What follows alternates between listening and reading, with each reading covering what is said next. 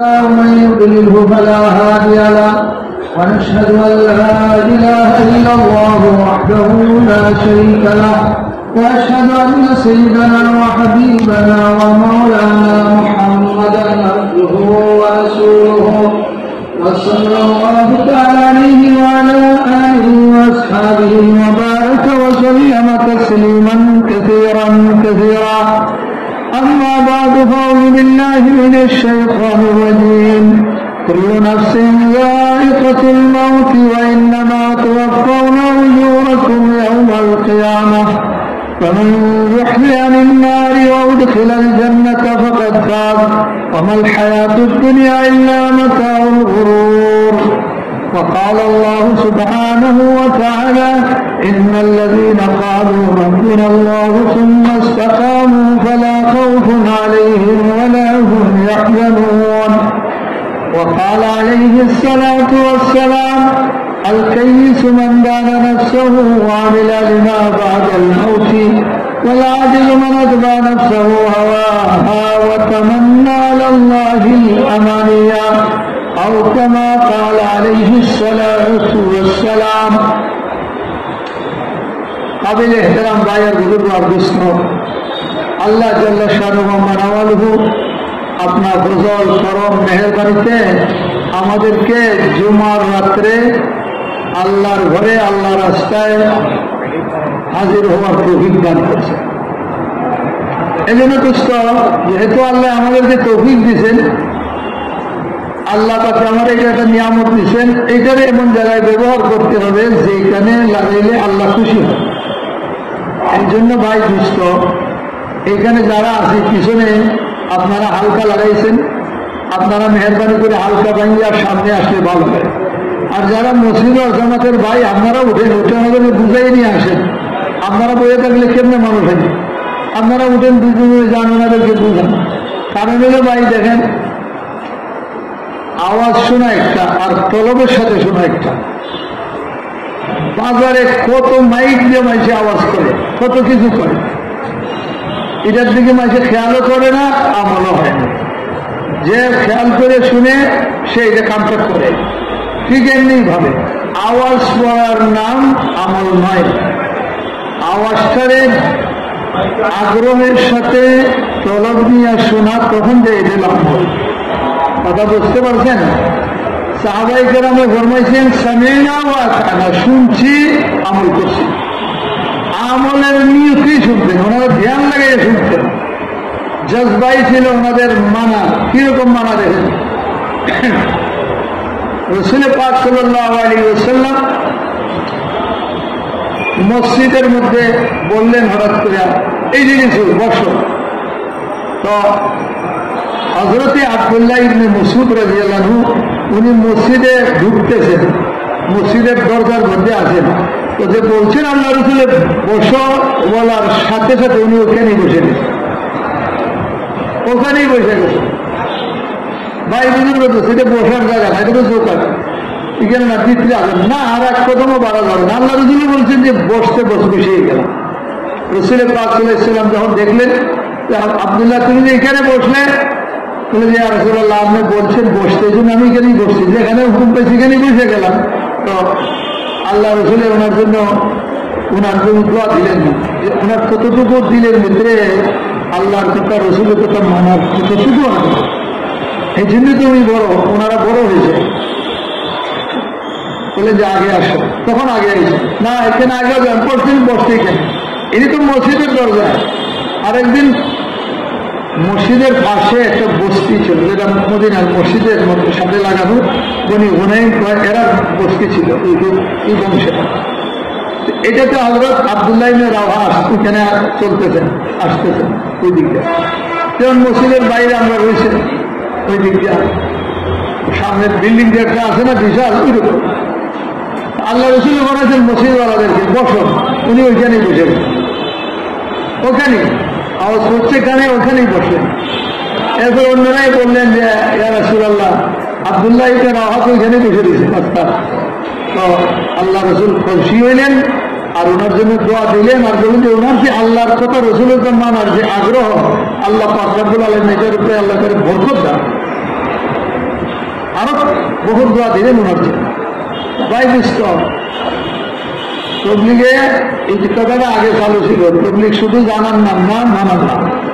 সাহাবারা বলছেন যে আমরা এটা আমার জন্য নেই না, আমার জন্য না, এই যে ইস্তেহাদ ওনারা করেন নাই। আল্লাহ রসুল বলছেন বসা বসে দিবেন, যেখানে আছে এখানে। আরে দরজা আছে পাইনি যে ভর্তি ইমের জন্য তো বলেন নাই, উনি বলেন আল্লাহ রসুল বলছেন বসতে, এখানে আমি কোথায় আছি দেখা যাবে না, মানে আমার বসার দরকার। এনার এইরকম তলব ছিল। এই জন্য যে তলব নিয়ে চিল্লাতে, তলবের সাথে ঘুরে আল্লাহ পাক রব্বুল আলামিন জাল্লা শানুহু তারে তার তলব হিসাবে, আগ্রহ হিসাবে তাকে দান করেন। একজন 3 দিন লাগাইয়াই এখন আর নামাজ ছাড়ে না, আর একজন 3 চিল্লা দিয়ে আইয়া আবার কয়দিন পরে নামাজ ছাড়িয়ে দেয়। আপনারা বুঝতে পারছেন? একজন যখন আল্লাহ রাস্তায় বেরিয়েছিল নিয়তটা তার ঠিক ছিল না, 2 নম্বর হলে বাইরেছে ঠিক, কিন্তু ওইটারে যেই কানে ব্যবহার করার ছিল, যেই কানে লাগানো ওইটা না লাগাইয়া অন্য হাত লাগাইছে। গাফলতের সাথে, তার লায়ানির সাথে সময় কাটছে, এসরাফ করতে সময়ের মধ্যে, মালের মধ্যে। আল্লাহ জাল্লা শানহু তার কোনো কিছু কবুল করেন নাই। এই জন্য যেই কানে আসিল ঘুরিয়া সেখানে আইয়ে গেল, সেইখানে আইয়ে গেল। তো ভাই দুস্থ আরেকজন চিল্লা দিছে, তখন আরো 3 চিল্লার জন্য খুঁজে রয়েছে। 3 চিল্লা দিছে, দেখো যে না এটা মুসুদ্ধি করার কাম করবো। আগ্রহ হল, আগ্রহ যদি হয় আল্লাহ হেদায়েত দিব। আপনি আমার আগ্রহ নাই, তলব নাই, হইতো না। এই জন্য দেখেন রসুলের পাক সাল্লাল্লাহু আলাইহি ওয়াসাল্লামের চাচা যান খাজা আবু তালিব তলবের না বাপ, এবং আল্লাহর এর মধ্যে কি যে হিকমত ছিল, ইনি আল্লাহ রসুলের উপরে গাছের ছায়ার মতো ছিলেন। মানুষে ধাক্কা মারবো, মানুষে এই করবো সেই করবো ক্ষমতা নেই, যেহেতু উনি বড় মুরব্বী। এই জন্য এইভাবে হয়ে রইলেন। আর নবীর সাহায্য কি পরিমাণে করছেন যে যখন ওনার ইন্তেকাল হয়েছে, এরপরে আল্লাহ রসুলের বিবি উম্মে খাদিজা কুবরারও ইন্তেকাল হয়ে গেছে। এই জন্য এই বছরটার নাম আল্লাহ রসুলের রাখা হয়েছে আমুল সুজন, রসুলের পেরেশানির বছর। 2 জনে একসাথে উঠিয়ে গেলেন। তো কাফিররা এসে ওনারে খুব দেয় আল্লাহ রসুলের, আর উল্টা সিধা করে ধুলা মারে, ঢিল মারে। আল্লাহ উনি বসে বসে খাটতেছেন যে আল্লাহ, তা বলতেছেন যে চাচা তোমার জুদাই, তুমি আমার থেকে যাওয়ার পরে যে এত তাড়াতাড়ি আমার এই অবস্থা হবে আমি বুঝতে পারি, তখন অনুভব করতেছি। তো ভাই বিভিন্ন দুস্থ, ইনার সাথে আল্লাহ রসুলের কতটুকু সম্পর্ক ছিল, কিন্তু দিনের ভিতরে ওনার জাগলো না। উনি জানেন যে ভাতিজার দিনটা হক, কিন্তু হক আমি কবুল করি এটাতে নেই, আমার বাপ দাদার ধর্ম কেমনে থাকে কথা বুঝতে পারছেন? বাপ দাদারটা কেমনে থাকবে, চাই কোরআন যাক হাদিস যাক, এতে কি হয়? তো এখন হয়েছে কি, জিন্দিগি তো গেল, এখন ইন্তেকাল করবেন, মৌতের আগ মুহূর্তে আইছে। বলতেছেন যে চাচা একটা বার মেহরবানি করে আপনি কলমাটা ভরেলেন আমার কানের মধ্যে, আর কিছু লাগতো না। কিয়ামতের দিন আপনার জন্য আমি আল্লাহ দরবারে সুপারিশ করব, সুপারিশ করে ছুটাইবার চেষ্টা করব। উনি উত্তরটা দিল কি, ভাতিজা যদি তোমার কওমে আমার বদনামি করব আর বলবো যে আবু তালিব মৌতের বয়ে বাপ দাদার ধর্মটা ছাড়িয়া ভাতিজার দিন কবুল করে নিয়েছে, এই কথার বয়স যদি না হইতো তাহলে আমি কলমা করিয়া তোমার দিন ঠান্ডা করে নিয়ে যেতাম। এখন এতেকাল হয়েছে, তখন আল্লাহ রসুল খুব পেরেশান হয়েছে, কানলেন। এই আলী রাদিয়াল্লাহু আনহু বলেন যে একটা গর্ত করো, গর্ত করিয়া নিয়ে একটা কাপড় দিয়ে ভেসে রেখে আসো, কি করবো? করলাম, কিছু তো হইল না, পেরেশান ছিলেন। ওহি আইবে আল্লাহ বলছেন ইন্নাকা লা তাহদি মান আহবাবতা ওয়ালাকিন্নাল্লাহা ইয়াহদি মান ইয়াশা। আপনি যারা মহব্বত করেন, যারা চান হেদায়েত দিবেন, আল্লাহ যারা চায় হেদায়েত দেবে। এবারে আল্লাহ থেকে চায় না তো ভাই বলছেন আইলার দিকে জিল্লা গাট্টি সারেই গাট্টির মধ্যে হেলান দিয়ে বুঝে বুঝে খাটে, আর নজওয়ানরা লম্বা হইয়া গাছের মধ্যে মাথা দিয়ে দিয়ে চিল্লা দিবে, তাইলে তো হবে। আর একজন আমল দেখবার আগে আগে হাজির, তালিমে আগে, কাশতে আগে, বয়ানে আগে, মুজাকারায় আগে, আজান করবার আগে কাতারে বসে আল্লাহ পাক দেখতেছে যে আমার বন্ধু তো আমার দিকে অগ্রসর হয়। যেমন বন্ধু যখন আল্লাহর দিকে এক হাত অগ্রসর হয় তো আল্লাহ রহমত 2 হাত তার দিকে অগ্রসর হয়। পয়দল বন্ধা চলে আল্লাহ রহমত দৌড়িয়া তারে ঘেরাও করে দেয়, বুঝতে পারছেন? এরপরে আরো দেখেন কত বড় আল্লাহ রসুল ফরমাইছেন, ওই কদমকে আল্লাহ অত্যন্ত ভালোবাসেন। আল্লাহর কাছে সবচেয়ে পছন্দনীয় কদম হইল এটা, যেটা নমাজে আগের কাতারে যাওয়ার জন্য চেষ্টা করি। নমাজে আগে যাইয়া সব পুরা করে করবার জন্য দেখেন না, শেষের থেকে যে ডানে আসো, এই যে কদম দিয়ে যারা আসে, এই কদম আল্লাহর কাছে সবচেয়ে প্রিয়, সবচেয়ে মানে হে আল্লাহর দিকে বাড়তেছে। এই জন্য ভাই দুস্থ তলব লাগু, কথা হবে, বয়ান হবে, আমি যদি তলব না থাকে আমার কানের উপরে তুলে দেব, ভালোই তো কইছে, এরপরে কিচ্ছু না।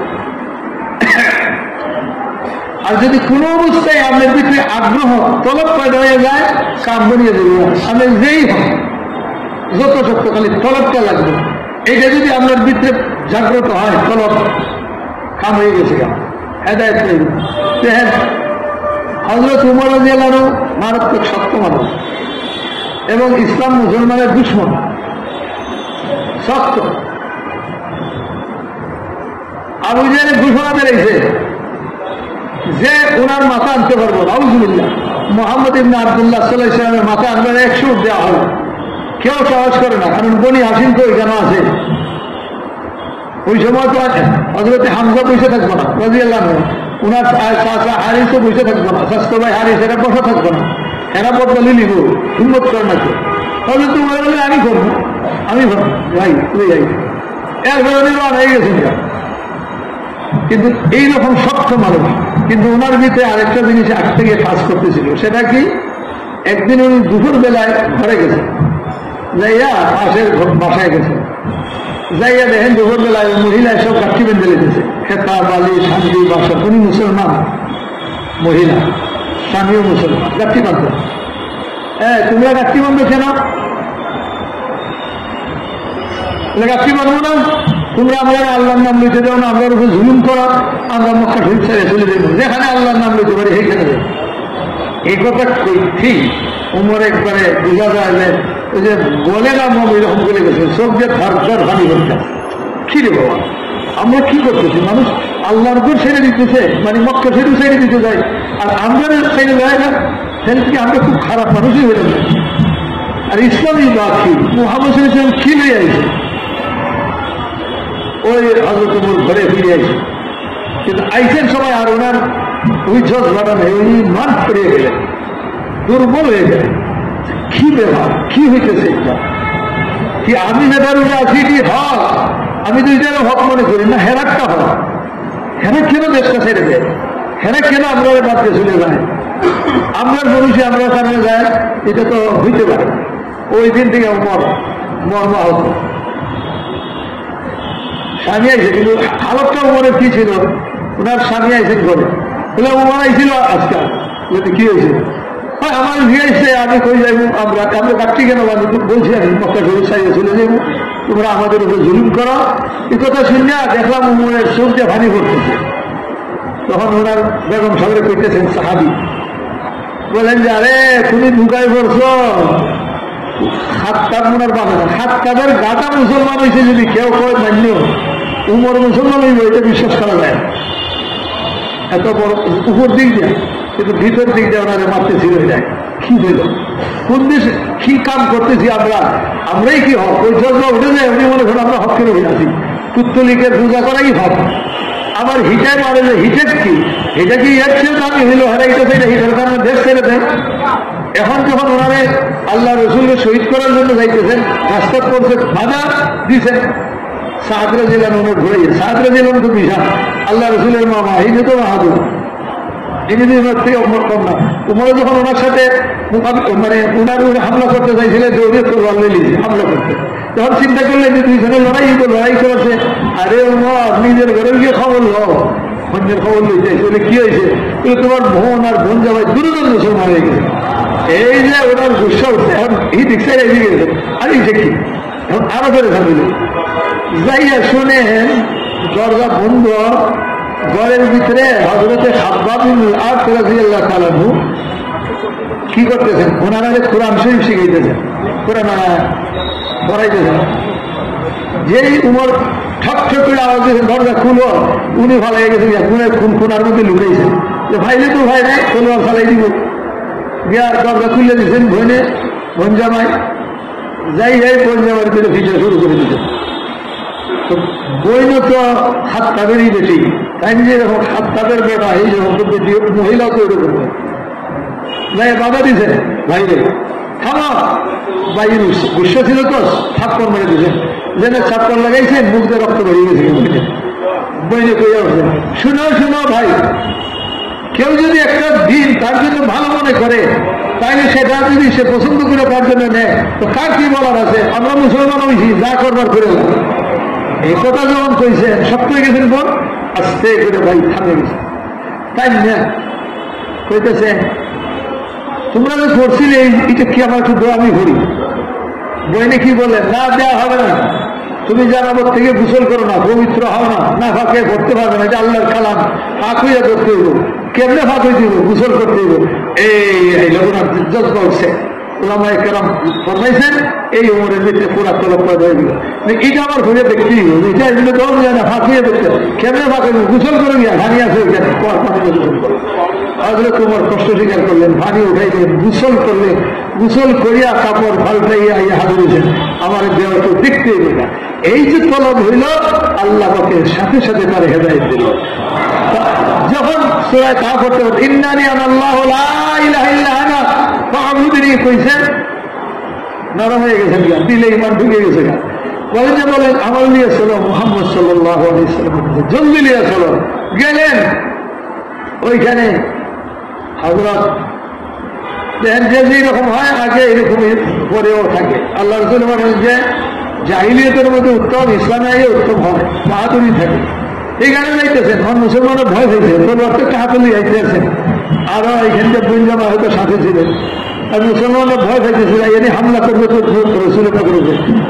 হযরত হামজা ছিলেন আইসেন, এমন উনি গেছেন আইয়া দরবার চুপ করে কথা। আর কোনো মানবীয়তে যদি চাইলে আমরা এলে তার আর সময় লাগতো না খতম করতে। ইনি তো হযরত উমরের চেয়ে শক্তিশালী মানুষ, বাহাদুর। আল্লাহ রসুলের থামাইলে হামজাকে মেরে নিত, চাচা আপনি থামেন থামেন। হযরত উমর ইয়ে ঢুকছেন, হযরত আল্লাহ রসুলের জামার মধ্যে যাই ধরছেন, ঝাঁকিয়ে দিল উমর আর কতদিন, বলে ইয়া রাসূলুল্লাহ আইছিলাম তো, আর আপনার মাথা দিতে নিতে না। কলমা পড়লেন, মুসলমান হইলেন, হইয়াই প্রথম কথা। আর লোকে এটা হলেন প্রকাশ্য বাইতুল্লাহকে যাইয়া নামাজ পড়তে হবে। মুসলমানরা যারা ছিলেন দুর্বল, আপনার সোহেব এইরকম মানুষ যারা দুর্বল, সব আল্লাহু আকবার তাকবীর দিয়ে উঠছেন। যেটা আল্লাহু আকবার তাকবীর দিয়েছেন, আবু জাহেলের কানেও গিয়ে ঘুরছে, এরা বলছে শিকার হাত ছাড়া হয়ে গেছে, এখন আর চলতো না, চলো মিটিং হইতো না, কিছু উল্টো হয়ে গেছিল, এরা মিটিং ভেঙে গেছিল। উনি গলার মধ্যে তলোয়ারকে আগে আর হামজা রাদিয়াল্লাহু আনহু আগে 40 জন ঘোরা হয়ে গেছে, একবারে বাইতুল্লাহ শরীফে প্রকাশ্যে যাইয়া নামাজ দিল।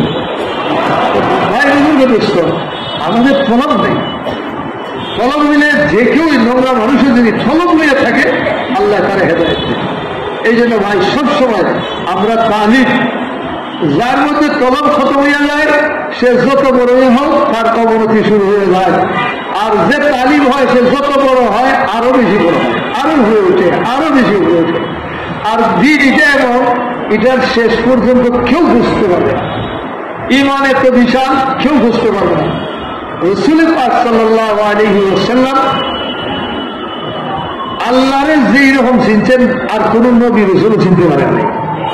কি বলেন, জানছেন সবচেয়ে বেশি, উনি আল্লাহরে বেশি জানেন, আল্লাহরে বেশি ভয় করেন। তো ভাই বুজুর্গ দোস্ত, আল্লাহ রাসূলে কি কইতেছেন জানেন, ইয়া রাব মা আরাফনা হাক্কা মারিফাতি, আল্লাহ আপনার যতক্ষণ চিনারা ছিল এতটুকু তো আমার দ্বারা পুরা হইল না, যা চিনছি পুরা চিনতে পারি নাই। মা আমাদের হাক্কা ইবাদতি, আল্লাহ আপনি আমাদেরকে ইবাদত দিয়েছেন, আমরা গোলামি, আপনার গোলামি আমার দ্বারা পুরা হইল না। আর কোন বেড়া দাবি করতে পারে আমার হইব?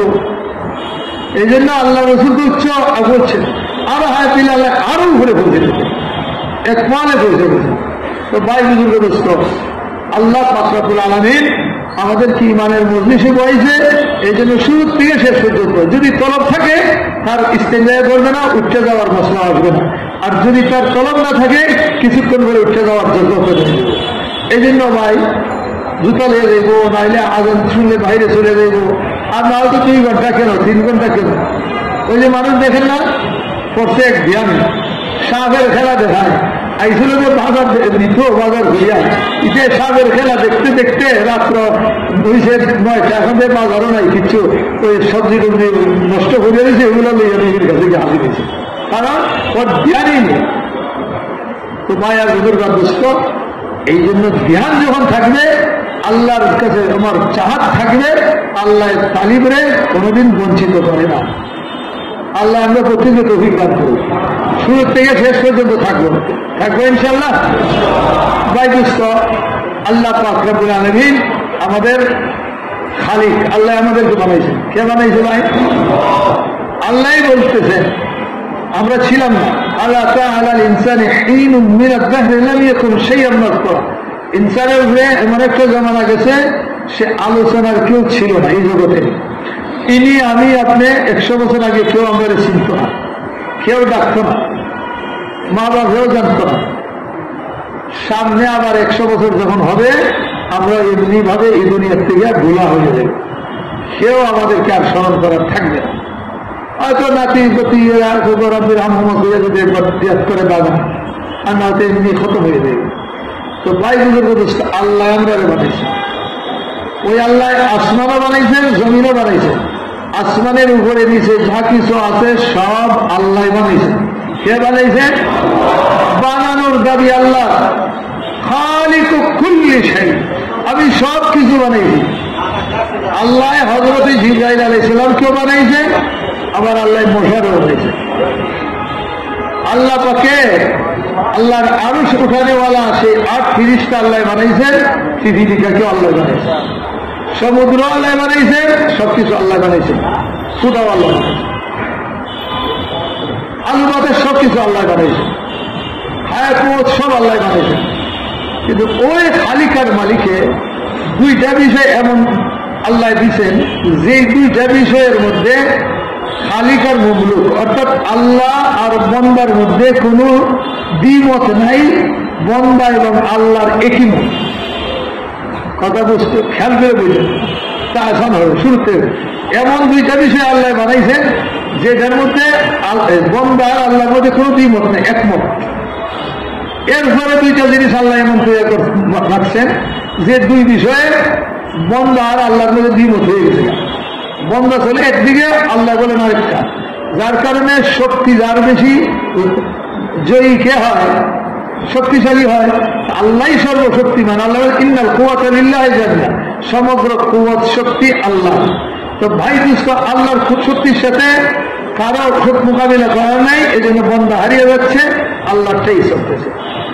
2 বিষয় যেটার মধ্যে আল্লাহ এবং বন্দার মধ্যে কোনো দ্বিমত নাই। এর মধ্যে প্রথম বিষয়টা হইল যে দুনিয়াতে যত তবকার মানুষ আছে আর যত মতের মানুষ আছে, সমস্ত মানুষের দুনিয়াতে সফলতা চায়, কামিয়াবি চায়। কি বললাম ভাই, কথাটা ঠিক না? সব কামিয়াব হইতে চায়।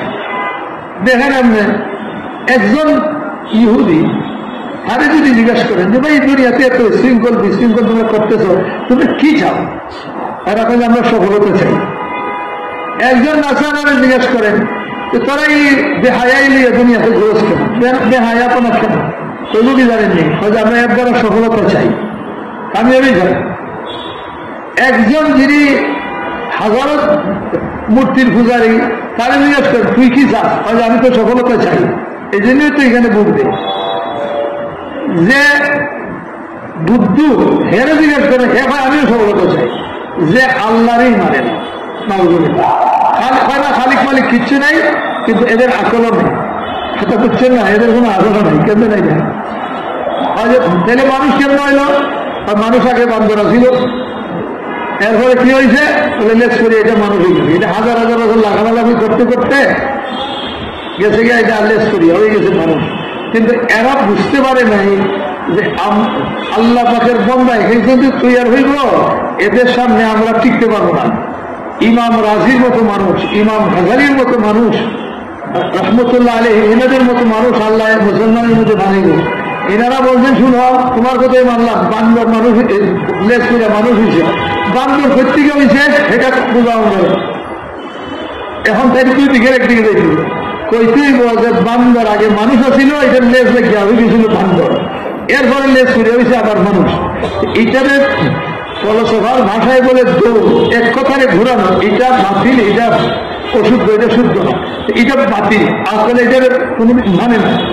দ্বিতীয় ঘটে যাইতে হবে ওইটি বলে বান্দর মানুষ ছিল না, এই কথা কইলে তো চলে না, দৌড় লাজিম হয়। তাহলে কি ছিল বলে বান্দরে একজনে বানাইছে, তো ওনারা বলে যে বান্দরে বানাইছে এত দুর্বল না, হে মানুষও বানাইছে, খেতে লেখরে বানাই ভালো ইয়ারে বানাইতো, আল্লাহ সরাসরি মানুষ বানাইছে। আল্লাহ দাবি করতেছে খালিক যে বান্দর বানাইছে সেই বলে আমি মানুষ বানাইছি, তো এগুলো বেরিয়ে হয়ে গেছে। এটা যে খালিক মানে না। দাহরিন হেরাও জিজ্ঞাসা করেন তোরা এইভাবে আজাদ হইয়া চলতে চাস কেন স্বাধীনভাবে? আমরা এটার দ্বারা সফলতা চাই। কি বলেন এরা সফলতা চায়নি না চায় না? এরা চায়। একজন বাদশারে জিজ্ঞেস করেন ইনিও আমি সফলতা চাই, একজন উজিরে জিজ্ঞেস করেন হিও সফলতা চায়, একজন চাকরিজীবী ইনিও সফলতা চায়, একজন ব্যবসায়ী তুমি কি চাও দুনিয়াতে, হেও আমি সফলতা চাই, একজন কৃষকের জিজ্ঞেস হেও আমিও সফলতা চাই, মজদুর উনিও বলে আমি সফলতা চাই, যুবক লেখাপড়া করে তোমরা কি চাও, সফলতা চাই। ভাই দুস্থ আর বুজুর্গ দুনিয়ার সমস্ত মানুষের সফলতা চায়। আল্লাহ বলেন আমিও আমার বন্দার জন্য সফলতার কামিয়াবি চাই। বন্দা তো এই জন্যই বানাইছি, তারা সফলতা দিতাম, কামিয়াব করতাম, আমিও চাই। এখানে কোনো দরকার নেই। এক খালিকে আর মুখলুকে এক হয়ে গেছে, একমত। দ্বিতীয় আর একটা জিনিস, সেটা কি বিষয় যেটার মধ্যে কোনো দ্বিমত নাই, সেটা হইল সফলতা বলতে কি বোঝায়, সফলতার মফহুমটা কি, সফলতা কি জিনিস, দেখি হাতির মতো না ঘোড়ার মতো না কি। দুনিয়ার মানুষে আপনি জিজ্ঞেস করেন, সে ব্যাখ্যা করে। একজন ইহুদিনে জিজ্ঞেস করে তো ভাই সফলতা বলতে কি বুঝো, আমার মনের যত চাহিদা আছে এটা ঘোরা আমার নাম হইল সফলতা। কি বললাম ঠিকই ঠিক না? নাসারা আমার মনের চাহিদা ঘুরাইলেই আমি সফলতা পেয়ে গেলাম। একজন হিন্দু সেও কথা বলে, একজন বৌদ্ধ হেও পায়, সফলতা পাইলেই আমি কি হইলাম, আমি আমার মনের চাহিদা পাইলেই সফলতা কাম হয়ে গেলাম। একজন যে প্রধান আল্লাহ মানে না, খালিক মানে না, হেও পায়, মনে যা চাই সব যদি ভাই পুরা করতে পারি তাইলে আমি কামিয়াব। মুসলমানের জিজ্ঞেস করেন, সেও বলে যে আমি কামিয়াব। ব্যবসায়ী বলে আমার মনের চাহিদা পুরা হয় জন্যই ব্যবসা করি। জমিনদারও এই কথা, মজদুরের কথা, সবে বলে এই কথা। আল্লাহ তাকে বলেন আমার কাছে ও সফলতার ব্যাখ্যা এটাই, মা তাশতাহি আনফুসুকুম ওয়া লাকুম ফীহা মা তাদাউন। বলেন যে সফলতা এটার নাম যে তুমি যা চাও, তোমার সমস্ত চাহিদা, তোমার নফসের সমস্ত চাহাত পুরা হওয়ার নামই হল সফলতা। এখানে কোনো দ্বিমত নেই। বন্দা আল্লাহ একই রাস্তা, একই কথা, সামনে লেগে লাগছে কথা, এইটাই হল মশাল। সামনে লেগে দ্বিমত, দুই দল দুই দিকে। এক নম্বর, সফলতার জায়গাটা কোথায়? সফলতা কি দুনিয়াতে এই মৌতের আগে না মৌতের পরে? আর সফলতা কিসের মাধ্যমে পাওয়া যায়? সফলতা ধরার মাধ্যমটা কি, আসবাবটা কি? এইটার মধ্যে দুইটা, আল্লাহ একদিকে, বন্দা একদিকে। আপনি দেখেন দুনিয়ার মানুষ তারা বলে যে কি আজ নগদ কাল বাকি, বুঝতে পারছেন? আজ নগদ কাল বাকি, বুঝছেন ভালো করে? কথা তো ঠিক সবটাই, আরে আখেরাত তো হইতে পারে নাও হইতে পারে। তুই যে এত মানুষ কবর দিলে কোনোদিন বেহেশতের বিছনা দেখছ? দেখোস তো নাই, সাপ বিচ্ছু তো দেখোস নাই। সুতরাং এটা একটা কথা আর কি, হইতে পারে নাও হইতে পারে। তো এটার জন্য এত করে এখানে অর্থ কি আছে? কথা বুঝতে পারছেন? সুতরাং দুনিয়াতে এই মজা তুই এটার জন্য কেন ছাড়ছে? লিহাজা তুই চুরি কর, ডাকাতি কর, মদ পান কর, জিনা কর, যা ইচ্ছা তা কর, দেখা হয়ে যা, দুষ্টামি কর, ঘুষ লো, সুদ খা, কোনো আপত্তি নেই, মনের চাহিদা পূরণ কর। এটা হইতে পারে না হইতে পারে।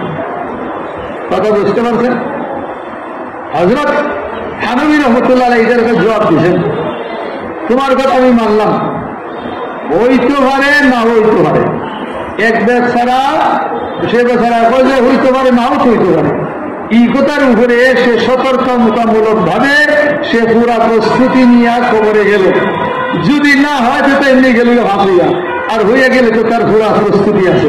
আর তুই যে হইতে পারে না হইতে পারে, তুই তৈরিও করো না এখানে গেলে গা, তখন তোর কি হবে?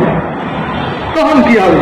তুই যাইতেছ তো এখান থেকে সফরে আরেকখানে লাগবো এত, এরপরে সতর্কতামূলক আরো 200 বেশি নেওয়া দরকার। যদি লাগে যাইতে কই যাবো ওইখানে টেনশন হইতে হইল, তো তোর তো সতর্কতামূলক উচিত ওইখানের জন্য তৈরি করা। আল্লাহ তাকে বলতেছেন, বান্দা শোনো আমার ঘোষণা, সফলতা দুনিয়াতে কেউ পাবে না, সফলতা আমার কাছে। আখিরাতে কুল্লু নাফসিন যায়িকাতুল মাউত ওয়া ইন্নামা তুওয়াফাউনা উজুরাকুম ইয়াওমাল কিয়ামাহ ফামান যুহজিহা আনিন নার ওয়া উদখিলাল জান্নাতা ফাকাদ ফাজ। আল্লাহ বলেন প্রত্যেককে মরতে হবে, মৌতের স্বাদ চাখতে হবে। কুল্লু নাফসিন যায়িকাতুল মাউত। ভাই দোস্ত, মৌত এটা এমন এক জিনিস যারা আমরা বলি যে এটা আল্লাহ মানে না, কি করে কমিউনিস্ট হয়ে গেছে গা, হেরো মৌত মানতে বাধ্য। দুনিয়াতে কোনো শক্তি নাই যে মৌতরেও স্বীকার করছে, কেউ ভালো নাই। বাবা আদম থেকে এই পর্যন্ত কেউ মৌতরেও স্বীকার করছে না, খালিকরেও স্বীকার করছে। আল্লাহ মানে না, হেরকম মৌত কঠিন, মৌত মানুষ লাগতো। কারণ ফেরাউনের মতো মানুষ ফদাইয়ের ভাবে ঘুরে মরে গেছে, আর কোন বেটা থাকবে, এটা তো মানে। কিন্তু ভাই বুজুর্গ দোস্ত, আল্লাহ পাকে বলে যে মরতে হবে তোমাদের, এরপরে কিয়ামতের দিন তোমার হিসাব হবে। হিসাবের পরে আমি তোমার পুরা পুরা বদলা, যে এরকম কর্ম এরকম বদলা দিব। শোনো, যারে আমি দুজক থেকে বাঁচাই দিলাম, আমার যুহজিহা আনিন নার, যারে জাহান্নাম থেকে দূরে রাখা হইল আর জান্নাতে জায়গা দেওয়া হইল, ফাকাদ ফাজ, নিশ্চয়ই সে কামিয়াব হয়ে যায়। এখন আজ দেখেন আল্লাহ পাকে কোরআনের মধ্যে বিস্তারিত ভাবে আমাদেরকে বুঝাই দিয়েছে। এই কথা বুঝাইছে যে দুনিয়া এমন একটা মানে ছোট্ট জিনিস, দুনিয়া এমন একটা দুর্বল জিনিস, মানুষের একটা আশা পূরণ করতে পারবে না। এই দুনিয়ায় মানুষের একটা চাহিদা পুরা করার যোগ্যতা রাখে না। দুনিয়ায় কিরকম দেখেন, 1 নম্বর জিনিস, দুনিয়াতে সমস্ত মানুষ বাঁচতে চায়, কেউ মরতে চায় না। কি বলেন ভাই? মরতে চায়, সবে হায়াত চায়, বাচ্চা থাকতে চাই, বুড়ো হয়ে গেছে একবারে মরতে, এরপরে ডাক্তার আনে চিকিৎসা করায় না, যাইতো কিছু না। কারণ ভাই বুঝুন দোস্ত, দুনিয়ার কোনো মানুষ মরতে চায় না। বলে অনেক যে ফাঁস লাগাই দেয়, এই কমবক্ত বলতে করে কি, এই কমিনারা মৌত বুঝে না। যখন গলাত লাগাই নিছে গুলি যাবে, যখন আর দেখছে আজরাইল, হায় হায় ভুল হইল, রব্বির জীবন আখির না, আল্লাহ রব্বানা আখির না ইলা আজালিন, একটু সুযোগ দাও। আল্লাহ বলেন আর হইছে না, তুই নিজেই তার গলাত লাগাইছ, যা জাহান্নামে শিখে, যে আত্মহত্যা করবো চিরদিন জাহান্নামের মধ্যে থাকবো। তো এই জন্য নিচে তো ভাই, হেরা যদি মৌতটা একটু আগে কখনই কাম করতো না। দেখেন মৌত দেখলে কি হয়। আপনি যদি বলেন আমি মৌত চাই, আমি এই কথা মানব না। কেন? ছোট্ট কিতাবের মধ্যে ঘটনা লিখছে, এক বেটা আরবি কিতাব, জঙ্গলে যাইয়া গরিব মানুষ লাকড়ি হাইটা বাজারে এনে বিক্রি করে, বাজার করে বুঝা কাঠুরিয়া। কাঠুরিয়া মানুষ কি বিশাল শক্তিশালী হয়? দুর্বল, কামাই রোজগার কম। একদিন লাকড়ি বোঝা লইয়া আসতেছে, হঠাৎ করে ভাইয়ের মধ্যে লাগছে ভূষণ, পড়ে গেছে গিয়ে লাকড়ির বোঝা মাথার থেকে। সে দুঃখী হইয়া কইতেছে, ক্লান্ত শান্ত তো আরো দুঃখী, হায় রে আজরাইল, কত মানুষের জান তুমি নিলাই, আমার তুমি চোখে দেখলাই না। বিপদ হইয়া দেখছে, মনে করে মত চায়। আওয়াজ দিতে দেরি হয়েছে, আজরাইল ফিরিস্তা করো, সুযোগ দিছে, আল্লাহ আই গেছে। এ ভাই, তুমি আমার কেন ডাকলে? মানুষের স্বরূপ দিচ্ছে, কেন ডাকছ? তো তুমি কে? কার ডাকছে? বলে আমি তো আজরাইলে ডাকছি। বলে আমি তো আজরাইল আইছিল, কেন ডাকছে কম? এখন এই বেচারা এখন তো কলজে সরে গেছে, সর্বনাশ, আমি তো বুঝতে পারিনি, ডাক দিনই যাই যাব, এখন কি করা যায়, কেমনে গান বাসাই? এখন বুঝে চিন্তা করতেছে, কেন ডাক দিলাম, দিয়েই তো কি করতে বললাম, তাই গেল মালা কম, কেমনে তারে সরাই? মালা বলুন জলদি বলো, কেন ডাকছো? একটা বুদ্ধি বাইর করছে, যে ভাই আসলে তার মুখ টাইম আসে নাই, না দূরে নিতে হবে। কইতেছে, ভাই আপনাদের ডাকছি, আমার মাথার বোঝাটা লাগিয়ে ঘুরে গেছে, একটু মেহরবানি করে যদি মাথা উঠে যাবে, যা যা আমি যাই। আমার দুনিয়ার মানুষের চায় না মরত, কিন্তু আল্লাহ রসুল খবর দিচ্ছেন বন্দারি আশা আল্লাহ যে বলছেন যে আখেরাতে পৌঁছে দেব জান্নাতে প্রবেশ করব। আল্লাহ রসুল ফরমান হায়াতিন বেলা মৌতে চিরদিন চিরজীবী হয়ে থাকবে, মৌত আসবে না। কোরআনের মধ্যে ফরমাইছেন খালিদিনা ফিহা আবাদা, চিরদিন আবাদ মানে হামেশা থাকবে। আবাদ বলে মুস্তাকবিল গায়রা মাহদুদ, ভবিষ্যৎ যার শেষ কোনো সীমারেখা নেই। মানুষের হায়াত আখেরাতে কোনো সীমারেখা নেই, আল্লাহরও শেষ নেই, মানুষের হায়াতেরও শেষ নেই। আল্লাহ বলছে তোমার এখানে পুরো হবে। মানুষ দুনিয়াতে সুস্থ থাকতে চায়, আল্লাহ বলেন তোমার এই আশা পূরণ হবে না। যত ভালো আপনি চিকিৎসাই নেন, ওষুধ আসেই আছে। ফেরাউনেরও ওষুধ হয়েছে, ফেরাউনের স্বাভাবিক ওষুধ হইতে হয়। এর অনেকগুলা কতগুলা কাম আছে যেটা মানুষের আদতের উল্টা, তো কিন্তু হেরও হয়েছে ওষুধ। আপনার ইতে দেখেন না, ডাক্তার সাহেবের ওষুধ হয়নি না হয় না, হ্যাঁ ডাক্তার সাহেব এখন কমরের ব্যথা নিয়ে উঠতে পারে না। তাইলে আপনি যতই করেন সুস্থতা এখানে আপনার চিরদিন থাকবো না, অসুস্থ। আর অসুস্থ নাই হবে, এরপরে তো বার্ধক্য আছে না নাই? বার্ধক্য সব রোগের মা, এটাই তো সবচেয়ে বড় কিন্তু দুস্থ। বলেন দুনিয়াতে তুমি যত ওষুধ খাও, যত কিছু করো, তোমার বার্ধক্যে ধরবেই, কিন্তু তোমার এই আশা পূরণ হবে। আল্লাহ রাসূল ফরমান জান্নাতের মধ্যে বেহেশতে প্রবেশ করবো, সেবাবুন বেলা মরাদিন, সিহাতুন বেলা মরাদিন, চিরদিন তুমি সুস্থ থাকবে, অসুস্থতা কোনোদিন আসবে না। সরকারি হসপিটাল নাই, ভিজিও নাই, ঢাকা মেডিকেলও নাই, কোনো মেডিকেলও নাই, ক্লিনিকও থাকবে না, কিচ্ছু লাগবে না। আপনি চিরদিন সুখী সুস্থ। দুনিয়ার মানুষের জওয়ানিরে ভালোবাসে, জওয়ানিরে মহব্বত করে, বললেন যে তোমার এই আশা এখানে পূরণ হবে না। জওয়ানির পিছনে বার্ধক্য আছে, কি বলেন আছে না নাই? অনেক মানুষের বার্ধক্য করা পছন্দ করে না, কিন্তু এটারে গোড়া মনে করেন না, বার্ধক্য করে ভালো করে কি জানেনি? দাঁড়িয়ে সাদা হয়েছে, এটারে কালো বানায়, কালো বানাইছে তো ঠিক হয়ে আজকে কালকে সকালবেলায় ঘুরে দেখা যায় ভোর দিকে আবার সাদা দেখা যাইতেছে, ঠিক কি ধান দাঁত পরিয়ে যাইতেছে, এটা তো ঠিক তো না। বলে যে দুনিয়ার মানুষের জোয়ান থাকতে চায়, কিন্তু কিনা চলবো না।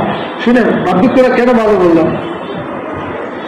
হযরত ইব্রাহিম আলাইহিস সালাম ওই নবী, যিনি সর্বপ্রথম দাড়ি সাদা হয়েছে, এর আগে কোনো মানুষের সাদা হয়নি, না উনার বাপের, না উনার দাদা, না উনার পূর্বপুরুষ নূহ আলাইহিস সালাম, ১,৫০০ বছর আছেন দাড়ি সাদা, না সব ভালো। আদম থেকে শুরু হয়েছে ইব্রাহিম আলাইহিস সালাম পর্যন্ত আইছে, কোনো দাড়ি আর কারো সাদা হয় নাই।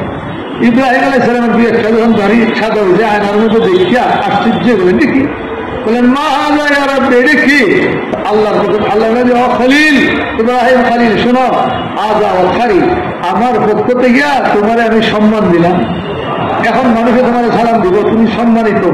তুমি সাদা দাড়ি দেখলে স্বাভাবিক, যদি যা একেবারে কমিনা রজিলা না হয়, যত জোয়ারি হোক উঠবে, মুরব্বী আইসে রে, মুরব্বী এসে সিগারেট খাওয়া যেত না, ফেলাই দে বইয়ে দিয়েছি, খাজানা মুরব্বী আপনি বসে। আর যদি এটা একেবারেই মানে খাবাসত এটার মধ্যে বুঝলেন না,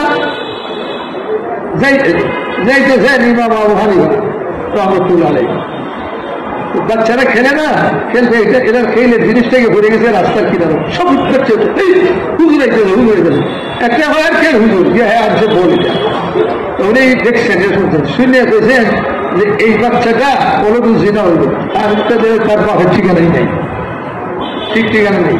তো ভাই বুজুর্গ দুস্থ, এই জন্য ভদ্র যদি মানুষ হয় তাহলে অবশ্যই আপনারা সম্মান করবে। আর হাদিস রয়েছে যে একজন যে জওয়ান, একজন মানুষের দাড়ি সাদা হয়েছে দিকে সম্মান করলো, সে যদি এই দুনিয়াতে এই বয়সে পৌঁছে, আল্লাহ অন্য লোকের ভাগ্য করবে তারা সম্মান করার জন্য, ভাগ্য করবে তো ভালো।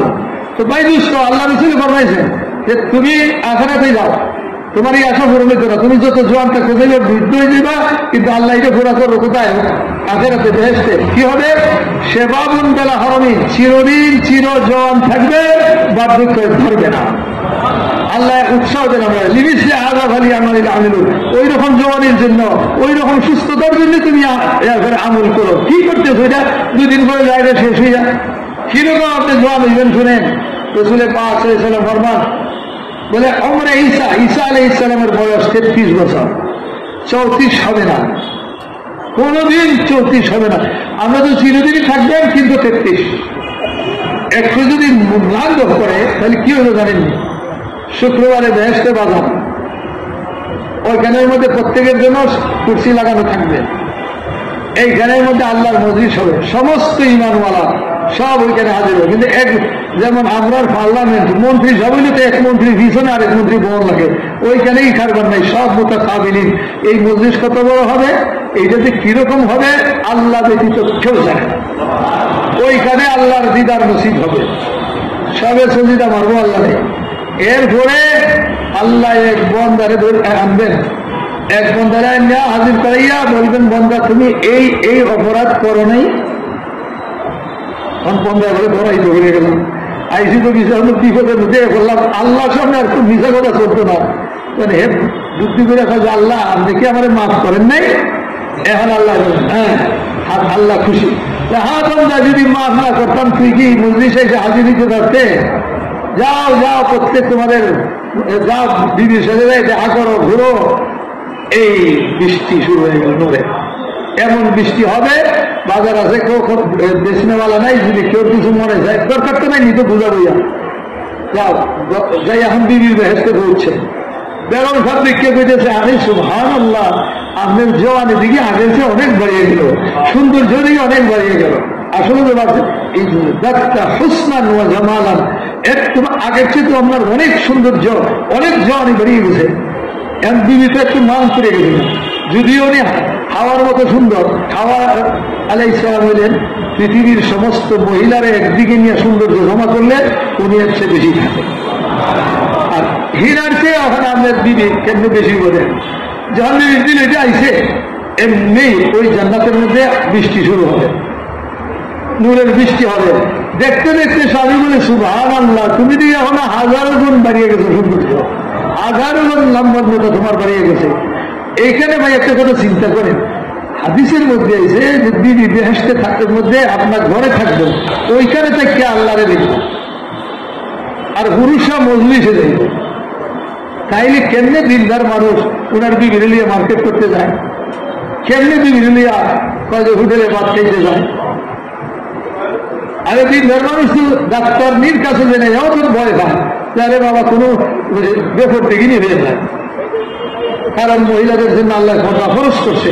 হাদিসের মধ্যে এসে আল্লাহ রসুলের ফরমান, মহিলা চাই বুরকা পরে তার ঘর থেকে বাইরে সেখানে ঘেরা করে আমার ভিডিও করে আসা পর্যন্ত।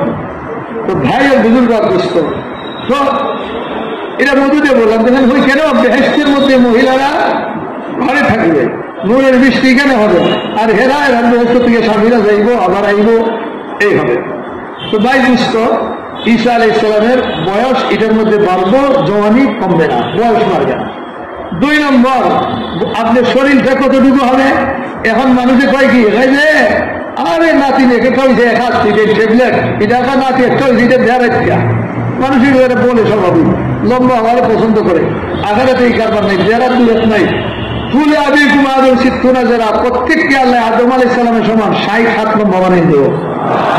60 নম্বর বডিটা আল্লাহর হাতে বনছে, আল্লাহর কুদরতি হাতে আদমের বডি বানাইছেন 60।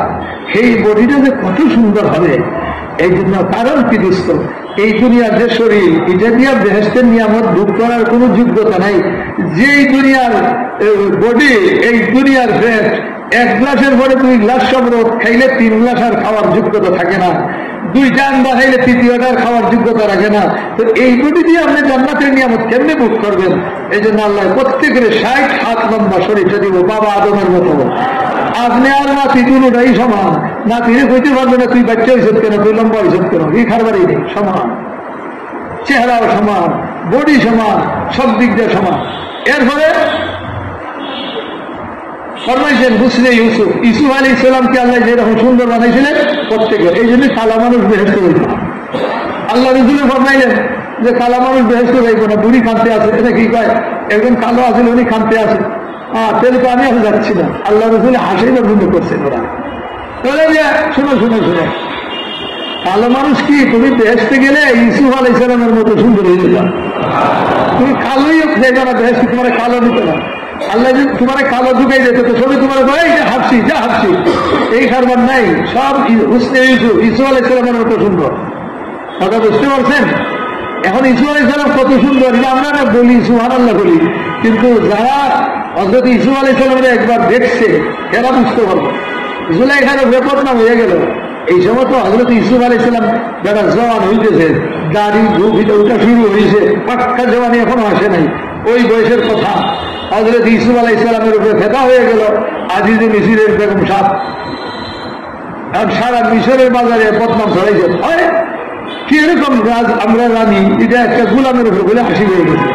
উনি শুনিয়া বলেন আমার কি বিপদ, তোরা বুঝতে পারস না, তোরা একটা শিক্ষা দিয়ে দিই। রাজমহলের মধ্যে ওই সমস্ত মহিলা যারা বদনাম করছিল এরা দাওয়াত দেওয়া হয়েছে, দস্তরখান লাগাইয়া মিশর ফলের বেশ ফল দিছে, চাকু দিছে। এরা যখন খানা শুরু করছে, মানে কাটা ফল কাটে খাইব এইসব, ইসুফ একটা আসন ইসুফ আলাইহিসসালাম এগিয়ে দিয়ে বাড়িয়ে আর সামনে রেখে গেছে দিয়া, কেউ সাথে গল্প করেন না, হাসিও করেন নাই। হাসি মারলে তুই তো মরি দিত এমনি যে গেছে। আল্লাহর কসম, এত মানুষ না, এত পবিত্র ফিরিস্তা না। আর এমন বেউস হয়েছে, এটা সব হাত কাটতে রক্ত করতে আছে, কইতেও ভালো না। আল্লাহ আপনারা সবই ওইখানে পৌঁছলে ইনশাআল্লাহ এইরকম চেহারা দেব, সবই ভালো। আল্লাহ রসুল বলে গেছেন এই সৌন্দর্য কিসের জন্য, কত ফাউডার লাগাইবেন আর কত সুন্দর থাকবেন সেইটা লাগাও। এই জন্য আল্লাহ রাস্তায় যারা ফিরে, আল্লাহ রাস্তায় যারা ধুলাবালি বরদাস্ত করে, এই আল্লাহ রাস্তার ধুলাবালি বেহেশতে যাওয়ার পরে এগুলো আপনারা আল্লাহ পাউডার বানাই দিব ইসু আলাইহিসসালামের সুন্দর থেকে বাকি রাখার জন্য। এমনি না বায়ার বুজুর্গ দুস্থ। এর ফলে বলেন যে মানুষের কণ্ঠশিল্পী কয়, কণ্ঠ সুন্দর। বলেন যে আল্লাহ হযরত দাউদ আলাইহিস সালামের কণ্ঠ দিয়েছিলেন, যখন তেলাওয়াত করতেন সাগরের ভার হইলে পানি থামতো, বেগ বন্ধ হয়ে যেত, বাতাস আইয়ে থামিয়ে যেত, পাখি আইয়ে ভিড় জমাইত। ওই রকম গলার সুর প্রত্যেক আল্লাহ দেব। আর এর উপরে যা আল্লাহ পছন্দ করেন বেশি, মিজানের পাল্লায় সবচেয়ে মানবার ভারী আমল হইল আখলাক। আল্লাহ রসুল ফরমাইছেন প্রত্যেককে বেহেশতের মধ্যে সাইয়্যিদিনা মুহাম্মাদুর রাসূলুল্লাহর আখলাক দেখা, যে আখলাকের প্রশংসা স্বয়ং আল্লাহ করছেন। আল্লাহ নবীর ইবাদতের প্রশংসা করেন নাই, জিহাদের প্রশংসা করেন নাই, তাবলীগের প্রশংসা করেন নাই, এগুলো সব এক নম্বর। কিন্তু আল্লাহ রসুলের এগুলো আল্লাহ রসুল আদায় করবেন ঠিক, এটা বলছেন। কিন্তু আল্লাহ রসুলের আখলাকের প্রশংসা করেন, বলেন ইন্নাকা লাআলা খুলকিন আযীম, আপনাকে আমি অত্যন্ত বড় চরিত্র দিয়ে আমি পাঠাইছি। আপনার চরিত্র এমন যে দুশমনকে দুষ্ট বানায়। আল্লাহ রসুলের আখলাকি দুশমনকে দুষ্ট বানাইছে, বুঝতে পারছেন? আল্লাহ রসুলের আখলাকি ইকরামের মতো মানুষ যারা কসম খাইছিল দুনিয়ার সব মুসলমান হইলে আমরা হইব না, এই লোক কলমা করতে বাধ্য হয়েছে। এই আখলাক আল্লাহ আপনারে দিব, যারা আমরা বেহেশতে আল্লাহ পৌঁছেই দিলে ও পৌঁছে দিল। ঠিক এমনি ভাবে দুনিয়ার মানুষ কি দুনিয়াতে আবার আপনার কি পুরা করবে। দুনিয়ার মানুষ কি করে, খানা খাইতে ভালোবাসে। আপনি ফুলাও বিরিয়ানি কত খাইতে পারবেন? কিনে ভাই খানার মধ্যে সবচেয়ে ভালো তৈরি গুস্ত, কি করে গুস্ত ভালো না, মাছ একবারে গুস্ত হইলে একবার এক নম্বর। সেই কাম আল্লাহ রসুল ফরমাইছেন গুস্ত। আর গুস্তের মধ্যে আপনার গরুর গুস্ত, এটা অসুবিধা। আল্লাহ রসুল বলেছেন গরুর দুধ চর্বি দিয়ে ভাজানো ব্যবহার করা গুস্ততে বাচ্চা না, এটা গরম, এটা আবার রোগ হয়ে হালাল আছে। ভাই বুজুর্গ গুস্ত, খাসির গুস্ত, ডাক্তার সাহেব আপনার কি হয়ে গেছে, এটা কি কয় হার্টের মধ্যে সমস্যা, আর গুস্ত খাইয়েন না, এটা খাইয়েন না, এটা একটাই গুস্ত যার মধ্যে কোনো অসুবিধা নাই, সেটা হলো পাখির গুস্ত। এই জন্য ডাক্তার সাহেব মুরগি নিষেধ করবো না, মুরগির ঝুল খেয়ে। পাখি এটা হলো সবচেয়ে নির্ভেজাল এবং সবচেয়ে ভালো। কিন্তু দুনিয়াতে যে আপনি পাখি খান, পাখির মধ্যে মুরগি পাখির ভিতরে পড়ে পাখি খুঁজল, এই যে কবুতর, এটা হলো মানুষের জন্য বেশি খায়, মানুষের ভালোবাসে, ফখর করে। কিন্তু একটা পাখি কবুতরের ভিতরে কয় কেজি গোস্ত থাকে? হাজার আছে কবুতরের গোস্ত দিয়ে হয়েছি, কবুতরের চামড়া হাড্ডি চালাই যাইছে, মাথার কিচ্ছু, হ্যাঁ ঝুল ঠিক আছে, এতটুকু। কিন্তু আল্লাহ রসুল ফরমাইছেন বেহেশতের মধ্যে একটা পাখি উটের সমান বড় হইল। চিন্তা করে, মহিষের মতো না, এটা উটের মতো বড়। এরপরে বেহেশতি বইয়া দিয়েছে তার সিংহাসনে, হ্যাঁ যায় সামনে দিয়ে উট চক্কর দেয় আর কইতেছে আরবি ভাষায়, ইয়া আহলুল জান্নাহ আকালতু মিন সিমারিল জান্নাহ, ও বেহেশতি শোনো, আমি বেহেশতের ফল খাইয়া খাইয়া মুঠা খাজা হইছি। শারিবতু মিন সালসাবিল, সালসাবিল নদীর পানি ভান করে এরকম সুন্দর হয়েছি।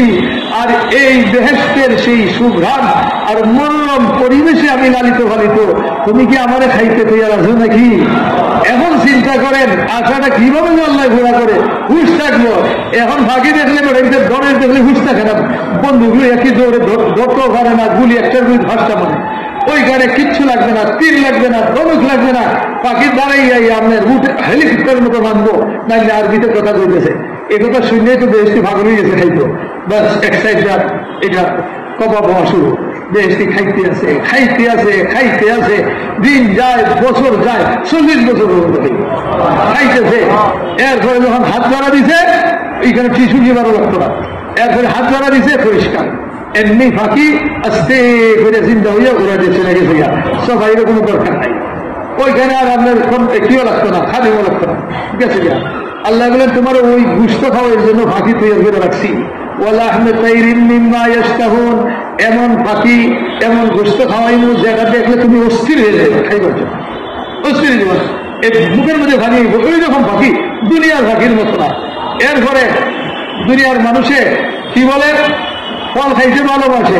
আল্লাহ বলেন যে আমি দুনিয়ার মধ্যে যে ফল খাও এই ফল আমি তোমাদেরকে আঙ্গুর দিমু, তোমাদেরকে ডালিম দিমু, তোমাদেরকে খেজুর দিমু। আল্লাহ এগুলাদের নাম রাখছেন যে দুনিয়ার জন্য তো মনে করেন না, বুঝবো না। এই জন্য যদি আল্লাহ আগ্রম বাগ্রম পেতেন সেটা আমরা বুঝতাম না। এই জন্য নাম রাখছেন আঙ্গুর, কিন্তু এটা দুনিয়ার আঙ্গুর না।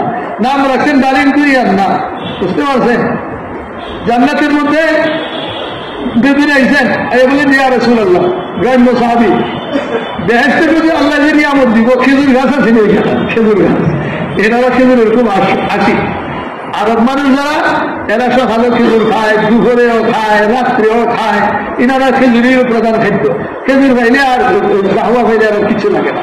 এটা একবারে আদিকাল থেকে খেজুর এবং যত ফল আছে এর মধ্যে সবচেয়ে শক্তিধর, এটা দুধের চেয়েও শক্তি বেশি খেজুরের পথে। আল্লাহ বানাইছে এটা, যে এরকম মানুষের বাচ্চা দেয় খেজুর গাছে বাচ্চা দেয়, আর দ্বিতীয়টা হলো কলা গাছ, আর ট্রেনে বাচ্চা দেয় না। এই জন্য কলাও ভালো, কিন্তু এটা 1 নম্বর। তো বেদিন বলে যে কি খেজুর গাছ থাকবো ইয়া রাসূলুল্লাহ জান্নাতের মধ্যে, বলে বিলকুল থাকবো, তুমি বেহেশতে ঢুকলে সব নিভে যায় খেজুর গাছ। কিন্তু বেশ কম দুনিয়া এর মধ্যে কাঁটা আছে, ওইটা কাঁটা নেই, কাঁটা থাকবে না। আর যে ভাবছিত না সরা খেজুরের লটকে থাকবো মুখের কাছে, যা ইচ্ছা তা খাও। মায়ার বুজুর্গ আর বুঝত বলেন যে ফল আল্লাহ ঠক লাগানো গলা দিয়ে দিব, যা ইচ্ছা থাকাও, কিনতে হবে না, বাজারে যাইতে হবে না, চাওয়া করবো থাকবো। ঠিক এমনি ভাবে বলেন যে দুনিয়ার মানুষের এটা পারে না, বেশি কলা খাইতে পারে না, খেজুর বেশি খাইতে পারে না, ডায়াবেটিস দোকানে বিলকুল খেজুর খাইতে পারি না, এসব করে দিতে বেহেশতে এরকম কারবার নাই, ডায়াবেটিস রোগও নাই। বলেন যে ভাই বুজুর্গ দুস্থ। আর সামনে দুনিয়ার মানুষে কি করে জানেন? বলেন যে নাস্তা খাইতো, এটার মধ্যে আল্লাহ পাকে জান্নাতের মধ্যে নাস্তা 1,60,000 কিসিমের দিয়ে দিতে থাকে। আর বন্ধায় এমন খাওয়া খাইবো প্লেট শুদ্ধ শেষ করে দিব। যেমন দেখেন এই জমানাতে এখন আইসক্রিম বাড়িয়েছে কোনো বোঝা তাই না, এটা এটার কোটা সহ খায় বাচ্চারা, খেতে আছে হাঁটতে যায়, এটা আইসক্রিমও শেষ কোটাও শেষ। এটা আল্লাহ আমরা জান্নাতে ভাইবেন, এটা বুঝাইতেছে দুনিয়াতে যদি করার হস্ত আমি এরকম লাগছি, সব খাই ভালো। এরপরে একটুকু পেটে ওষুধ হবে না। এরপরে হয়েছে দুনিয়ার মানুষের ধূপ দান করতে ভালোবাসে, এই জন্য ফান দেয়। আল্লাহ বলে যে দুনিয়াতে দিছি অল্প অল্প, আখেরাতে বলে আনহারুম মিন লাবানিন, দুধের নদী সমূহ দিয়ে দেবো, কত খাইবা তুমি। এরপরে দুনিয়ার মানুষের শরবত ভালোবাসে, আল্লাহ তোমাদেরকে শরবতের নদী সমূহ দিব, কিন্তু আখেরাতের শরবত এইটা পান করে খাইলে আসিন মাথায় চক্কর দিত না, আখেরাতের শরবত খাইলে মাথায় চক্কর দিব না। আর ভাই ভাই দুস্থ এমনি ভাবে আল্লাহ স্বচ্ছ পবিত্র পানি দিবেন। এরপরে এগুলোর নদী সমূহ। কিন্তু একটা কথা দেখেন, দুনিয়ার নদীর উপরে যদি আপনি আকল খাটান তাহলে ভেঙে দিবেন।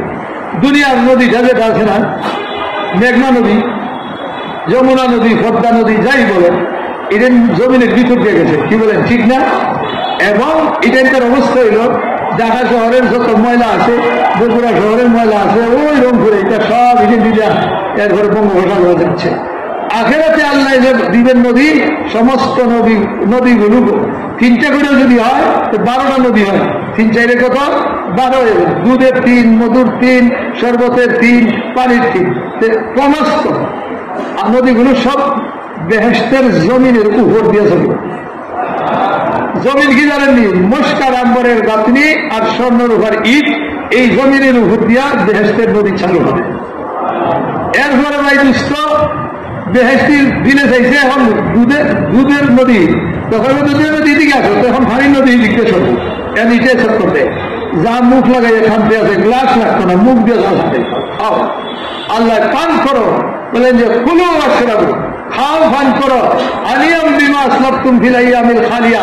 আল্লাহ বলবেন রোজাদারকে বেহেশতের সমস্ত নদী চালু করে দিয়া, সমস্ত খানে দিয়া, ও বান্দা দুনিয়াতে আমি হুকুম দিছিলাম খাইস না, পার করিস না, অল্প সময় ফজর থেকে তুলে সাদিক থেকে সূর্য অস্ত পর্যন্ত আমার কথা মানছিলি, আজকে তোর আর কোনো বাধ্যবাধকতা নাই, যা মনে চায় যত ধন চায় পান কর, আর যত খানা তোর দিলে চায় খাইয়ে না। ওইটার বদলা করে দিচ্ছি, এই নদী সমূহ রোজা ধরে ফেলবো। আর যারা দুনিয়াতে রোজাই রাখে না, দেখায় না নৌজওয়ান রোজা রাখে না, ভাত খায়, এদেরকে জাহান্নামের রক্ত হুজ এদের মুখে দেখা হয়। দেখে আন্দাজ এই জন্য রমজান আইতেছে, আমাদের রমজানের মেহনত করতে হবে, সবরে রোজা রাখাইতে হবে। আমি একটু খালি উঠে বলতেছি, এরপরে শরীক বলতেছি, ভাই বুজুর্গ দুষ্ট ঠিক এমনি ভাবে দুনিয়ার মানুষে কি যায় ভালোবাসে জানেন? বিবি আল্লাহ পাক রব্বুল আলামিন জাল্লা শানহু বিবি বেহেশতের যে রাখছেন কিরকম হবে? বলছেন যে বিবিরে বেহেশতের 70 জোড়া কাপড় পরিধান করানো হবে। এরপরে যখন বেহেশতি থাকাইব তার বিবির দিকে, তার কাপড়ের ভাঁচের ভিতরে বিবির পায়ের তেন্ডুলি দেখা যাবে, আর ইটের ভিতরে হাড্ডির ভিতরে যে তার মহব্বত উঠানামা করতেছে এটা দেখতে পাবে। এখন চিন্তা করেন সুন্দর কথা হবে। বলছে যে ওই বিবির একটা অঙ্গুলি যদি দুনিয়াতে বাইর করে সূর্য লাভে অন্ধ করে দেবে, আর অন্যের একটা কোনা যদি বাইর করে দেয় সারা সমস্ত দুনিয়া মুশকে আম্বরে মোহিত হবে, মোহিত হয়ে যাবে। আর বলছেন যে এত দামি জমিন দিব বেহেশতে, একটু চাবক রাখার যে পরিমাণে জায়গা লাগে, এতটুকু জান্নাতের জমিন সমগ্র দুনিয়া এবং তার 7 আসমানের জমিন যদি 100 বেশো তার মূল্য হবে না। ওই রকম পবিত্র জমিন এই দুনিয়ার চেয়ে 10 গুণ বড় দিব। আর ঘর দিব কি? একটা মতির 70 তলা বিল্ডিং, ভিতর থেকে বাহির দেশে, বাহির থেকে ভিতরে কি হইতেছে কেউ দেখবে না। মতির 70 তলা বিল্ডিং। তো দুনিয়ার মানুষ যাদের আকল নাই এরা এই ভাগলামি করে যে সুদানের মধ্যে মজমান নীল নাই, 2টা নীল নদী যে একত্রিত হয়েছে ওইখানের মধ্যে লিবিয়ার যে প্রেসিডেন্ট মরে গেছে আগে যে আসি যে প্রেসিডেন্ট, হ্যাঁ এক জজবাবু এইটা দূর থেকে আমরা দেখা এটা বিশাল এক মুখী। এরপরে হেরা কইতেছে কি এটা হচ্ছে হোটেল, 70 তলা হোটেল, এটারে বানাইছি। বলে কেন? বলে ওই যে বেহেশতের মধ্যে কি হইব না 70 তলা বিল্ডিং হইব, এই জন্য ভাগ হলে এটা 70 তলা বানাইছে, কিন্তু এটাতে থাকতে পারে নাই, কই গেছে থাক। তো একবার মন পাচ্ছে হয়ে শেষ। তো ভাই বুজুর্গ দুস্থ, এটা দুনিয়ার মতো না। দুনিয়া সব বাইরে থেকে ভিতর দেখে না, ভিতর থেকে বাইরে দেখতে পায় না। ওইখানে এইখানে ইট লাগছে মাটি, আর এখানে একমুখী হবে আল্লাহ আপনাকে দিব। এরপরে মানুষের সোয়াল হইতে ভালোবাসে, গাড়ি লাগে, যত ভালো গাড়ি কিনেন, মার্সিডিজ জার্মানি গাড়ি, এরপরে 500 নম্বরওয়ালাটাও যদি কিনে তবু আপনার জন্য অনেকগুলো সমস্যা, দাওদার লাগবো, গ্যারেজ লাগবো, এরপরে আপনার কি কয় তেল লাগবো, মোবিল লাগবো, এরপরে আবার অ্যাক্সিডেন্টের দরকার, রাস্তাতে যেতে হবে। ভাই বুজুর্গ দুস্থ, এত কিছু লাগে, পানি দিতে হয়, নষ্ট হইলে আবার যাইতে ওয়ার্কশপে যাইতে হবে। কিন্তু আল্লাহ রসুলে জানাই দিচ্ছেন যে দেখো যারা ওই সফলতা নিবে আখেরাতে সফলতা দরবারে, তুমি যে কুর্সির রূপে বসা থাকবে, তুমি যে চেয়ারের রূপে বসা থাকবে, তোমার দিনের মধ্যে আসার সাথে সাথে এখন তো আমি আমার মেয়ের হেসতে যাইতে চাই, সাথে সাথে ওইটা উড়াইয়া নিয়ে উঠে দেব। দাউদ সুলাইমান আলাইহিস সালামের সিংহাসন দুনিয়াতে উঠছে, তোমরা প্রত্যেক জান্নাতীর সিংহাসন জান্নাতে উঠতে থাকবে। আল্লাহর মজলিসে যাইতে চাই, ওইলি নিব, ওখানে বসে দিব। যাইতে চাই আমার ছেলের বেহেশতে, ওইখানে যাবে। শ্বশুরের বেহেশতে যাইতে চাই, যদি যায় তো ওইখানে যাবে। যেখানে চাইবেন চাবিও দিতে হইব না, ড্রাইভারেরও ঝামেলা নাই, ওয়ার্কশপেরও দরকার নাই, পেট্রোল ফুল কিচ্ছু লাগবে না। আল্লাহ বলেন লিমিসে হাজা ভালি আমালিল আমিলুন, ও দুনিয়াতে আমল করনেওয়ালা, মেহনত করনেওয়ালা, যদি মেহনত করো তো ওই রকম জওয়ানি, ওই রকম সুখ, আর ওই রকম সফলতার জন্য মেহনত করো। শুনো, এই সফলতা দুনিয়াতে নাই, আখেরাতে দুনিয়াতে যত কিছু মানুষের ধরতে গেছে সফলতা সে না কাম হয়েছে। এই জন্য হযরতে কি করছেন, ঈসা আলাইহিস সালাম রাস্তা দিয়ে যাইতেছেন, রাস্তা দিয়ে যাওয়া অবস্থায় একটা গরুর বাচ্চার মতো একটা জানোয়ার, আরে এটা কি কিছুক্ষণ আগে ওনার সামনে হাজির হয়েছে। উনি দেখেন আজিব, এ ভাই উনি উঠেন কেন, কি হয়েছে? সব ভাই ধ্যানে বসে জানলেন ধ্যান নষ্ট ভাই দুষ্ট। তো বলে যে এটা গরুর মতো একটা জানোয়ার, কারণ দাঁত নাই, কিছু লেজের মধ্যে ফসমও নাই। উনি বলেন আমার জানের দুশ্মন তুই কে, কোন বকরু? ও নবী আল্লাহ, আমি তো দুনিয়া। আশ্চর্য, তোর লেজের ফসল নাই কেন, দাঁত গেল কোথায়? আল্লাহর নবী, দুনিয়াদাররা, দুনিয়ার সন্তানরা এই আমার লেজে ধরে আটকাইবার জন্য। তো আমি তোর থেকে ভাগ্যে যাই, আটকাইতে তো হারেই না, এক ফসল দুই ফসল নিতে নিতে আমার লেজ শেষ করে দিতে, কিন্তু আমার আটকে রাখতে পারে নাই। আইসি তার থেকে ভালো যা, মানে সবগুলো ধ্বংস করে আইসি। দাঁত নাই কেন হয়? আর আল্লাহওয়ালা যারা আল্লাহরে করছে, দুনিয়াতে সফলতা চায় না, আখেরাতে চাইছে, হ্যাঁ আরে যাই ভালোর মধ্যে আমি খামর দিয়ে ধরি, এর আমার লাত্তি মেরে ফেলাই যায়, দাঁত সব কিছু ভাই। এই জন্য আল্লাহ হুকুম, দুনিয়া তুমি ওই ব্যক্তির খেদমত করো, ওর পিছিয়ে করো যে আমার হুকুম মানে আমার খেদমত করে, মানে আমার দিন আমার হুকুম চিন্তা করে, হের পিছনে লাগো। আর যে তোমারে ধরে হেরে তোমার গুলাম বানিয়ে এলো। এই জন্য দুনিয়া আল্লাহ আল্লাহদের পিছনে পিছনে ঘুরে, কথা বুঝলেন না? এই যে বড় বড় অলি আল্লাহ ফলাইছেন আমরা দেশে, খেত কামড় করে নাই, কিচ্ছু করে নাই, কিন্তু এদের কাছে কত মানুষ যাইতো, খাইতে আছে। আল্লাহরে ধরো, আল্লাহ কেমনে খাওয়াইবো এটা আল্লাহই জানে। মাদ্রাসার তালিবুলিন গেল গিয়া ভর্তি গেছি 5,000 তালিবুলিন, 500 মানুষে খাওয়াইছে, সরকারের মাথা খারাপ হয়ে যাবে। কিন্তু হাজার তালিবুলিন কে খাওয়ায়? আল্লাহই খাওয়ায়। তাই গরিব গুলাম আই গেছে দুনিয়া সাইডে, আমারে করতো যে আমি তার ব্যবস্থা করে দেবো। ওই আরেক বেটারের সঙ্গে দেখায় গরু নিয়ে, আরেক বেটারে দেখা যায় পিঠে খাতে, আরেক বেটারে হইতে হয়েছে। আল্লাহ সৎকার দ্বারা যাও আল্লাহ কবিরাই তো হইব, কিন্তু বকিলের মাল আল্লাহ ভাই করে আদায় করে সৎকারে, ওই আল্লাহ রাস্তা করে দিয়েছে। তো 1 নম্বর হলো ভাই কথাটার মধ্যে দ্বিমত হয়ে গেছে যে যারা দুনিয়াতে সফলতা চায় দুনিয়ার দাবি করছে, মানে চলছিল, এরা সব ধ্বংস হয়েছে। আর যারা আল্লাহ বলছেন আখেরাতে যারা ধরবে, এবারে আমি আখেরাতে সফলতা দিই। তাইলে আমাদের কোন সফলতা করতে হবে? আখেরাতে, যেটা চিরস্থায়ী এবং সম্পূর্ণ পরিপূর্ণ, দুনিয়াটা অসম্পূর্ণ। 2 নম্বর এখানে মত বিরোধী হয়ে গেছি, সেটা হইল কি যে সফলতাটার মাধ্যমটা কি দিয়ে আমরা সফলতা ধরব? দুনিয়ার মানুষে খাওয়া দুনিয়ার মাল ও মুলুক, মাল আসবাব, এটা হইল সফলতার আসবাব। দুনিয়ার আসবাব যার কাছে যত বেশি হইব সে বেশি কামিয়াব হইব। আল্লাহ বলেন যে না, সফলতার আসবাব মাধ্যম দুনিয়ার চিজ আসবাব নয়, বস্তু নয়, সফলতার আসবাব হইল ঈমান আর আমল। এই জন্য দুনিয়াতে যত নবী আইছেন, আম্বিয়া আলাইহিস সালাম ঈমান লইয়া আইছেন আর আমল লইয়া আইছেন। কি লইয়া আইছেন ভাই? ঈমান আমল লইয়া আইছেন। কোন নবী দুনিয়াতে টাকা পয়সার ঘাটতি লইয়া আসেন নাই ভাই, বুজুর্গ দোস্ত। ব্যবসা নিয়ে আসেন নাই, চাকরি নিয়ে আসেন নাই, খেত কামান নিয়ে আসেন নাই। হ্যাঁ, শিখাইছেন, এটা আরেকটি জিনিস। নবীগণের জিম্মায় ছিল যে আমার বন্ধুরা আসবাব কেমনে ব্যবহার করবো এটা শিখাই দেবো। এই জন্য তো নবী মানুষ থেকে আল্লাহ পাঠাইছেন। এটাই ইমানওয়ালার উপর বড় ইহসান। লাকাদ মান্নাল্লাহু আলাল মুমিনিনা ইয বা'আসা ফীহিম রাসূলাম মিনহুম। আল্লাহ বলেন এদের মধ্য থেকে আমি নবী বানাই বাজাইছি, এটা এদের উপর আমার বড় দয়া। ফিরিস্তা আইতেন যদি নবী হইয়া আমরা পারতাম না, কারণ এরার কিচ্ছুই নেই। আর জিন বানাইলেন তাও পারতাম না। ভাই আর বুজুর্গ দুস্থ মানুষ বানাই পাঠিয়েছেন। তো নবী বানি ঈমান আর আমল নিয়ে এসেছে। আল্লাহ পাক রব্বুল আলামিন এই ঈমান আমলের মোকাবিলায় আসবাব লাইছে, আইয়াদের নাকাম হয়েছে, ধ্বংস হয়েছে, এটা আল্লাহ বয়ান করছেন কোরআনের মধ্যে। এরা পায় নাই। তাহলে দুনিয়ার সবচেয়ে বড় সফলতার মাধ্যম, কামিয়াবির মাধ্যম, তাই সেই কথা মনে করে যে যার কাছে হুকুমত এসে গেল, রাজত্বর মালিক হয়ে গেলে আমি কামিয়াব হয়ে যাব। দুনিয়াতে মানুষের দৃষ্টিতে রাজত্বর মালিক হওয়া, বাদশাহ হওয়া, এটাই হলো সবচেয়ে বড় হাতিয়ার মাধ্যম। এরপরে হইল প্রেসিডেন্ট হওয়া, মন্ত্রী হওয়া। এরা কিন্তু বাদশার মতো না। বাদশাটা এমন একটা পদ যে তার মাইরে সরাইতে পারবেন, এর আগ পর্যন্ত না। স্বাভাবিক মতে সে তার রাজত্ব থেকে ছেড়ে যাইব, আর না যদি তারে কেউ মাইলে লাগে তাইলে দেব, না হইলে না। এই জন্য দেখেন না একজনের রাজত্ব চালাইছে কত লম্বা সময়, বাদশাহ আকবর কতদিন ঘুরে রইল, ফকির আলমগীর প্রায় কত বছর, এরপরে ওমরের বাদশাহ প্রায় 35 বছর 45 বছর উনি বাদশাহ। সৌদি আরবের একবার ভাই মরে আরেক ভাই কত লম্বা ভাই বুঝুন আর দুষ্ট। তো বাদশাহী মনে করতো আল্লাহ কোরআনের বাদশাহী আলোচনা করতো।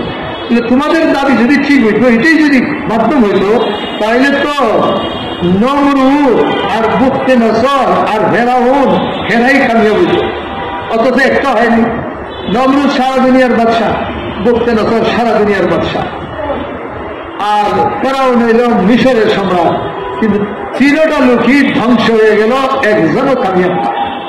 আল্লাহ বুঝাইতেছেন যে যখন ইমান আমল বাদ দিয়ে যদি তোমরা কামিয়াবি চাও, তাইলে এদের মধ্যেই ধ্বংস নেবা। আর ইমান আমল যদি তোমার সাথে থাকে, আর এরপরে যদি তোমার হাতে রাজত্ব আসিয়া যায়, তবুও তুমি কামিয়াব। এই জন্য আল্লাহ জানিয়েছেন হযরতে দাউদ আলাইহিস সালাম, হযরতে সুলাইমান আলাইহিস সালাম, ইনারা আল্লাহ রাজত্ব দিছে, কামিয়াব। বুঝতে পারছেন? রাজত্ব ভাইও কামিয়াব। আরে আল্লাহ পাক রব্বুল আলামিন হযরত আবু বকর রাদিয়াল্লাহু কোনদিন আশাও করেন নাই, সানো নাই, আল্লাহ এনে ওনার ঘরে সাজাই দিয়েছে, আমি কামিয়াব। উমর রাদিয়াল্লাহু কামিয়াব। কথা বুঝতে পারছেন? হযরত উমর ইবনে আব্দুল আজিজ চায় না, ভাগে, উনি মদিনার থেকে যাইতে চান না, না না না না, প্রধানমন্ত্রী প্রধান উজিরে হুকুম দিচ্ছেন, আসো নাইলে আনা হবে, তোমার আনার ব্যবস্থা করবো আমি। ইচ্ছা অনিচ্ছায় গেছেন, যাই ওনারা বলছেন যে ভাই আমার এই ভাই আমি ভয় করি, মানে বাদশাহ আমরা স্বাস্থ্য পাইও শপথ দিও, ভয় করি আমার যাতে কোনো বিপদে না ফেলাইয়া দেয়, ছাড় না। কিন্তু উনি বলেন যে না, আমি তো কিছু না, আল্লাহ যা কথা এটাই হবে। বাস বাদশাহ মরবার আগে এনারে দিয়ে গেছে, আল্লাহ ওনার গলার মধ্যে ফেলাইছে। যে এখন ঘোষণা হয়েছে, প্রধানমন্ত্রী মানে উজির সাহেব যখন ঘোষণা দিয়েছে, উনি বড় তাবিন ছিলেন, যে উনি বাদশাহ ওনার পরে উমর ইবনে আব্দুল আজিজকে সারা মুসলমান জগতের বাদশাহ বানাই দিয়ে গেছেন। এই কথা বলার সাথে সাথে উনি বেউস হইয়া জমিনে পড়ে গেলেন। রাজত্বটা কত বড় আইসে জানেননি, একেবারে দিল্লি পর্যন্ত, এদিক দিয়া এই দিক দিয়ে সিরিয়াল ধরা পর্যন্ত, আর এই দিক দিয়ে প্যারিস হইয়া ইটালি পর্যন্ত। প্যারিসটা বাকি দিয়েছিল আর এরুমটা, নাইলে আর কিছুদিন ওনার এই সমুদ্রিক বড়রা বাসুদের সব মুসলমানের হাতে এসে দেখত। ও এত বড় রাজত্ব ভাইয়া, এর বড় আল্লাহ কামিয়াব। কেন? যে ওনার কাছে ইমান আমলা ছিল। যেদিন উনি খলিফা হয়েছেন, ওই দিন থেকে হরিণে বাঘের উপরে বাঘে হরিণের হামলা করা বন্ধ হয়ে গেল, ক্ষমতা আর নাই। সামনে আর মানুষের একসাথে যায়, কেউ রূপে কেউ হামলা করে না। হরিণ হাত থেকে রাবি বলে এমন ইনসাফ হইল, সন্ধ্যাবেলায় ছাগল যে আনছি একসাথে শুধু বাঘ হয় না কতগুলা, এইগুলা নেকড়ে নেকড়ে আমরা ছাগলের ভালে ঢুকে বুঝে দিচ্ছে, বুঝতেও পারে না। সকালবেলায় যখন গেট খুঁজে দেখি ছাগলও বাইরে দিতেছে, নেকড়ে বাঘও বেরিয়ে দিতেছে, কেউ কেউ হামলা করার শক্তি নেই। আল্লাহ এনারে কামিয়াব করছে ইমানের কারণে, তাকওয়া পরহেজগারের কারণে। ভাই বুঝুন দুস্থ, দুনিয়ার মানুষ মনে করে আমি ওজির মন্ত্রী এলি কামিয়াব। আল্লাহ তোমার দাবি ঠিক না। যদি হইতো হামান 1 নম্বর কামিয়াব হইতো, হামান ধ্বংস হয়ে গেছে। আর বলেন যে যদি ইমান আমল থাকে তাইলে কামিয়াব। এই জন্য বনি উমাইয়ার যিনি উজির ছিলেন, প্রধানমন্ত্রী ছিলেন, যিনার নাম হল হায়াত বিন রেজা, এই বেটার বরকতে মুসলমানের সারা পৃথিবীতে বহুত বড় ইসলাম জিন্দা হয়েছে, কামিয়াব। ভাই বুঝুন দুস্থ, এমনি দুনিয়ার মানুষ মনে করে যে ব্যাংক ব্যালেন্স যত হয়, টাকা ব্যাংকের মধ্যে যত থাকবো আমি কামিয়াব। আল্লাহ বলেন যে কখন না। আজকে যে আমরা বড় লোক যারা হয়, এরা কি আসলে টাকা পয়সা দেখে? কিরে ভাই দেখেনি? এরা কি দেখে জানিনি। একজন একটা দেখদিন ভালোই লাগছে, যে এরা কি দেখে, যে এরা শূন্য দেখে। 1000 আছিল, এখন কয় যে লাখ হয়ে গেছে, কয়েক শূন্য একটু বাড়ছে বা 2 বাড়ছে, হয় 1 কোটি হয়েছে, শূন্য বানাইছে কোথায়? ব্যাংক। এরপরে হয় 1 ট্রিলিয়ন, এরপরে বিলিয়ন, ট্রিলিয়ন, খালি শূন্য বাড়তে আর যারা শূন্য দেখে দিকে সন্তুষ্ট হয়ে যেতেছে। কে হাত করতে এদিন কিন্তু দেখা যায় এ খবরে গেছি গা শূন্যই তার টেবিলে ঘুরিয়ে আসে। আর কারণ এমন মানুষ যার এত ব্যাংক, যে ব্যাংকগুলো উঠাইবার জন্য অনেকগুলো উঠ লাগতো, অনেক মানুষ লাগতো। এখন কি পরিমাণে তার ব্যাংক ছিল, সমস্ত ব্যাংক শূন্য নয়, সোনা রূপা মণি মুক্তা হীরা দিরহাম দানির দিয়া ভর্তি ছিল। এই সব পাওয়া সত্ত্বেও সে নাকাম হয়ে গেল। সে বলছিল আমি কামিয়াব, আল্লাহর সাথে মোকাবিলা করতে গেছে। কথা বুঝতে পারছেন না? এই জন্য আল্লাহর সাথে বাড়াবাড়ি করতে নাই। কারণ আল্লাহ মাল দিছে মুসা আলাইহিস সালামের দোয়ায়। এরপরে আল্লাহ বলছেন আমার হুকুম মানতে কম এখন টাকা দিতে দেন 40 টাকা 1 টাকা দিলে কি বেশি হয়েছে? এত দিতে মুসা আলাইহিস সালাম বলে যে আল্লাহ তুমি যাকাত আদায় করো। ছিল মুসা আলাইহিস সালামের কওমে বনি ইসরাঈল, কিন্তু হ্যাঁ গুমরা হয়ে গেছে মালের কারণে। আল্লাহ কি মাল খায় নাকি? কেন মাল দেওয়া যাবে? উচিত আর আমি মেহনত করে মাল কামাই করছি, যাও। মুসা আলাইহিস সালাম তো নবী, ছাড়বেন না, না বিক্রি হবে, রসুল করতে হবে। এখন করে ভালো হইত না। কারণের সাথে একটা খোসাবুদ্ধি ফাটিয়েছিল। মানুষে কয় কি জানেনি কারণ হচ্ছে বকিলের কারণে না, এর জোকার দিত না, তুমি মাল খরচ করতো ফাটি বানাইবার জন্য। কারণের একটা বিশাল ফাটিয়েছিল। আমরা দেখে একজন নেতা হইলে বললো হইলে খোসাবুদ্ধি ফাটিয়েছে একটা জি হুজুর, হ্যাঁ জি হুজুর এটা আমি আর হতাম না, জি হুজুর এই জি হুজুরে ফাটিয়েছিল।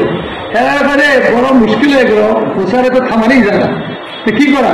দেখো কোনো মেয়ে লোকই ভাবা যায় দুষ্ট, এটা ঠিক করে লাভ। কালকে যখন মুসা আলাইহিস সালাম আইব বয়ান করতো, আমি কোথাও দিকে বলে যে জিনা করলে কি হয় এই শাস্তি, যখন উনি বয়ান করবো এরপরে ওই মহিলা যাতে দাঁড়ায় আমার সাথে আমাদের এই সমস্ত মহিলা হয়েছে। মুসা আলাইহিস সালাম তো জানেন না, প্রতিদিন যখন খাইছে জমা হয়েছে উনি আইসেন হেরা করে, কারণ এই কোথাও জিজ্ঞেস করে মুসা বলে কি বলে যদি কোনো মানুষ জিনা করে কি হইব? বলে যদি অবিবাহিত হয় তো তাহলে বেত্রাঘাত করা হবে, যদি বিবাহিত হয় বলে তার মাথা উড়াই দেওয়া হবে। ভাবতে পারি মুসা আলাইহিস সালাম তো বিবাহিত, আপনি যদি করেন বলে আমি করলেও জিনা তাই হবে, কি কোনো পরিবর্তন নেই। এমনি মহিলা খারাপ হয়ে গেছে, ওটা তো আছে। কিন্তু মহিলা আর এরা বুঝতে পারে না যে মুসা আলাইহিস সালাম উনি কি আর ওনার সাথে আল্লাহর কি হবে। মুসা আলাইহিস সালাম মহিলা কি বলতে চান বলতে যে ধমক দিছে, মহিলা সব মিথ্যা কথা ভুলে লেগেছে, বুঝলে কথা আল্লাহ নবী এই কারণে আপনার বলে আমাদের ঠিক করছে, আপনার উপরে অবমত দিলাম। ওই এখন এই মুসা আলাইহিস সালাম ধৈর্যের বাঁধ বেরিয়ে গেল, ডান্ডা মান্ডা ফলে দিচ্ছেন সেদিকা আল্লাহ আর ছাড়া হয় না, সীমা লঙ্ঘন করে রেখে আল্লাহ দিচ্ছেন নারাজ, বলে মাটিয়ে তোমার অধীন করে দিলাম, মাটিয়ে হুকুম করো। ওই মুসা আলাইহিস সালাম মাটিয়ে বলে এই কারণে তো ঘন্টা পর্যন্ত গেছে। এরপরে মুসা বাসা হাঁটু পর্যন্ত মুসাই আমাদের মাল দেখতে লুক লাগছে, আমরা মারি আমরা সব মাল খাইব। উনি বলে যে আল্লাহ তার মাল সহ ওই আল্লাহ খাসার নদী হে এবং এর সমস্ত ব্যাংক সহ নিচের দিকে চলে গেল। কথা বুঝতে পারছেন?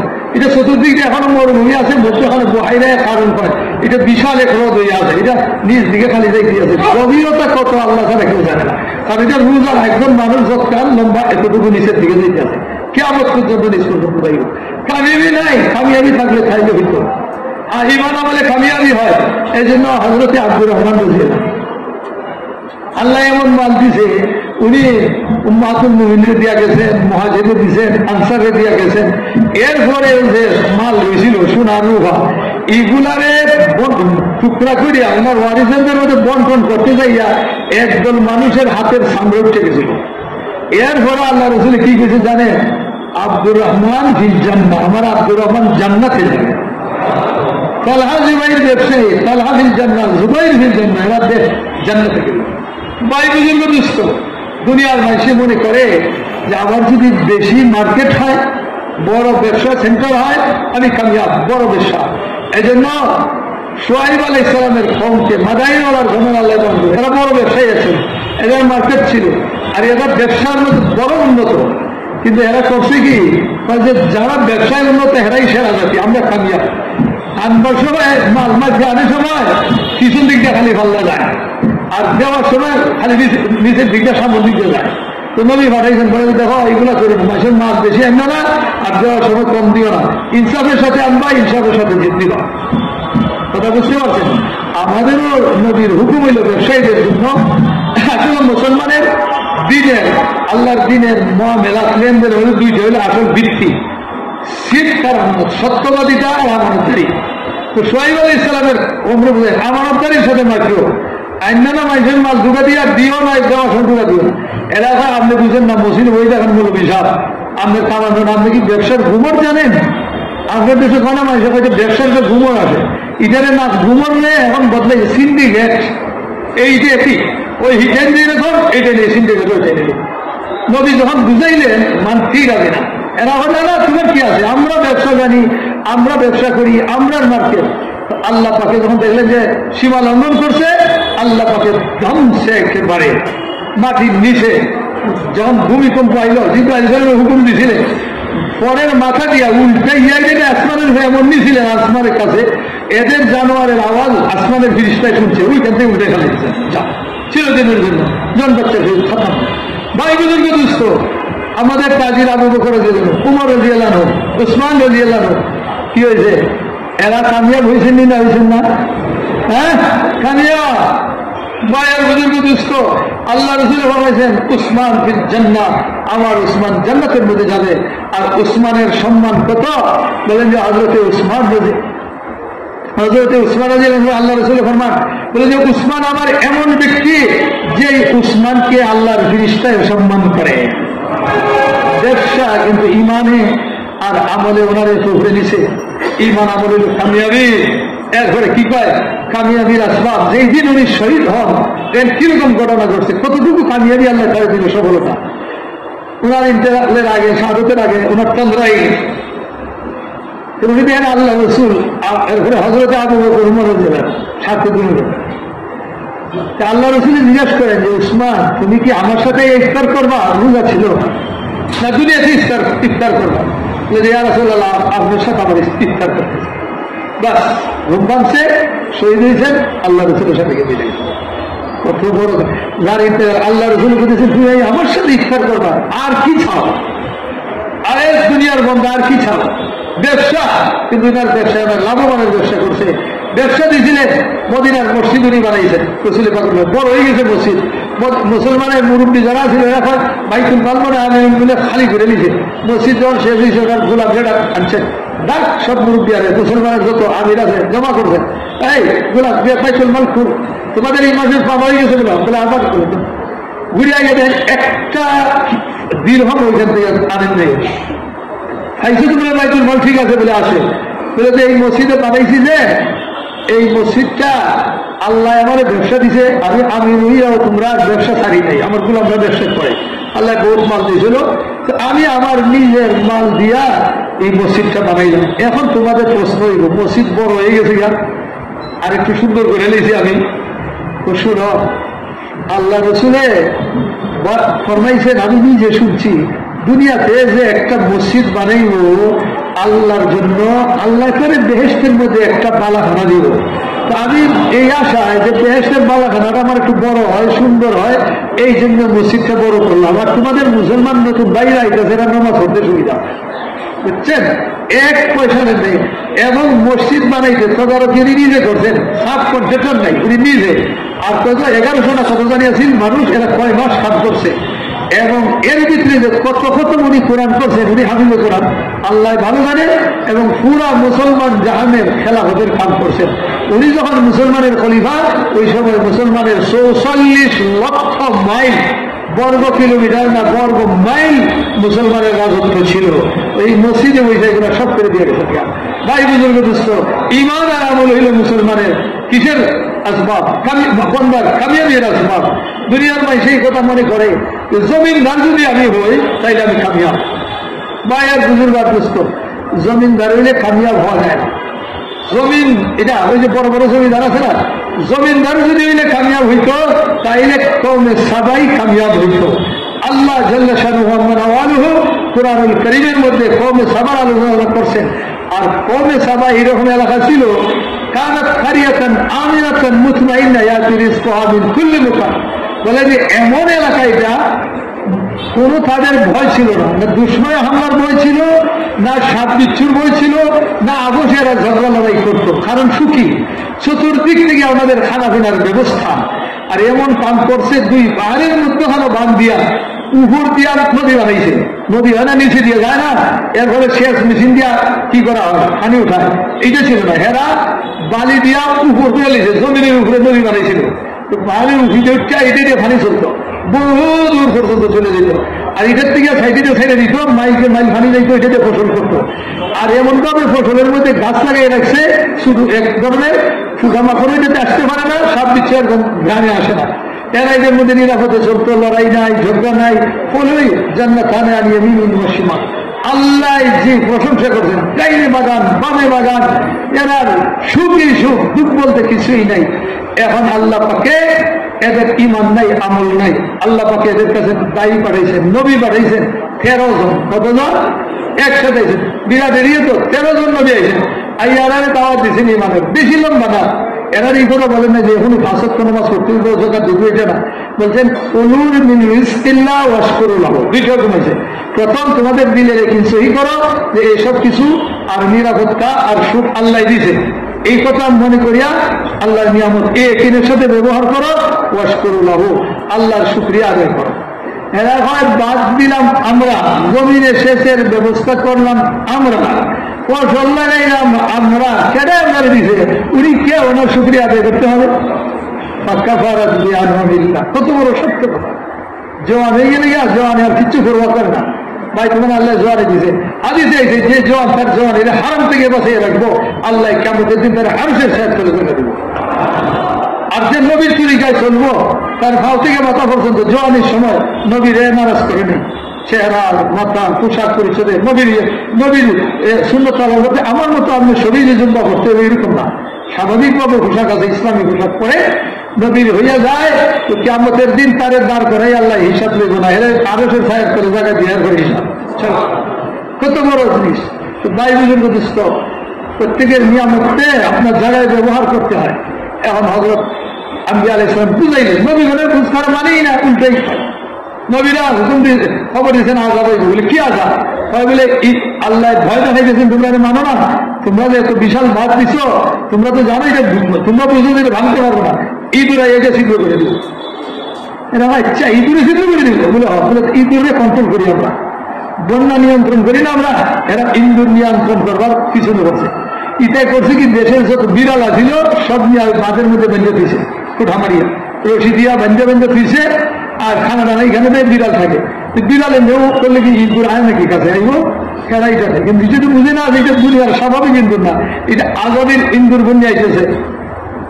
এরা এখন খুশি, ইঁদুর আইব থেকে ঠিকই টাইম মতো ইঁদুর রাত্রে আইসে।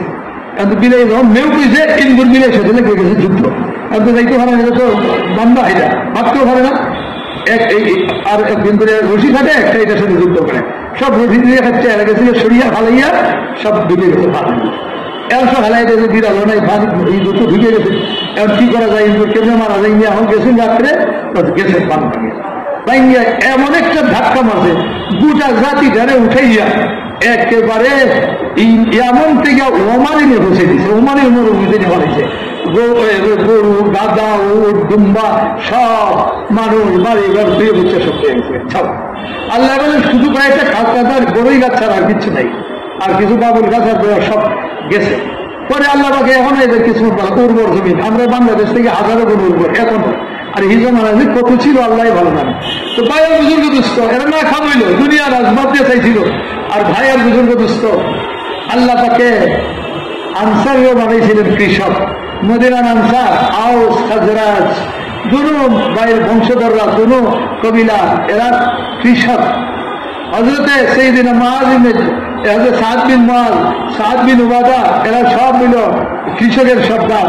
কিন্তু আল্লাহ তাআলা কি সম্মান দিয়েছে দেখেন, ঈমান আর আমলের কারণে কত কামিয়াবি হয়েছে, আল্লাহ এভাবে সফলতা দিয়েছে। হযরতে সাদ ইবনে মুআয রাদিয়াল্লাহু আনহু উনি আহত হয়ে গেলেন যুদ্ধের মধ্যে। তো উনি আইসেন, তো উনি খুব অসুস্থ।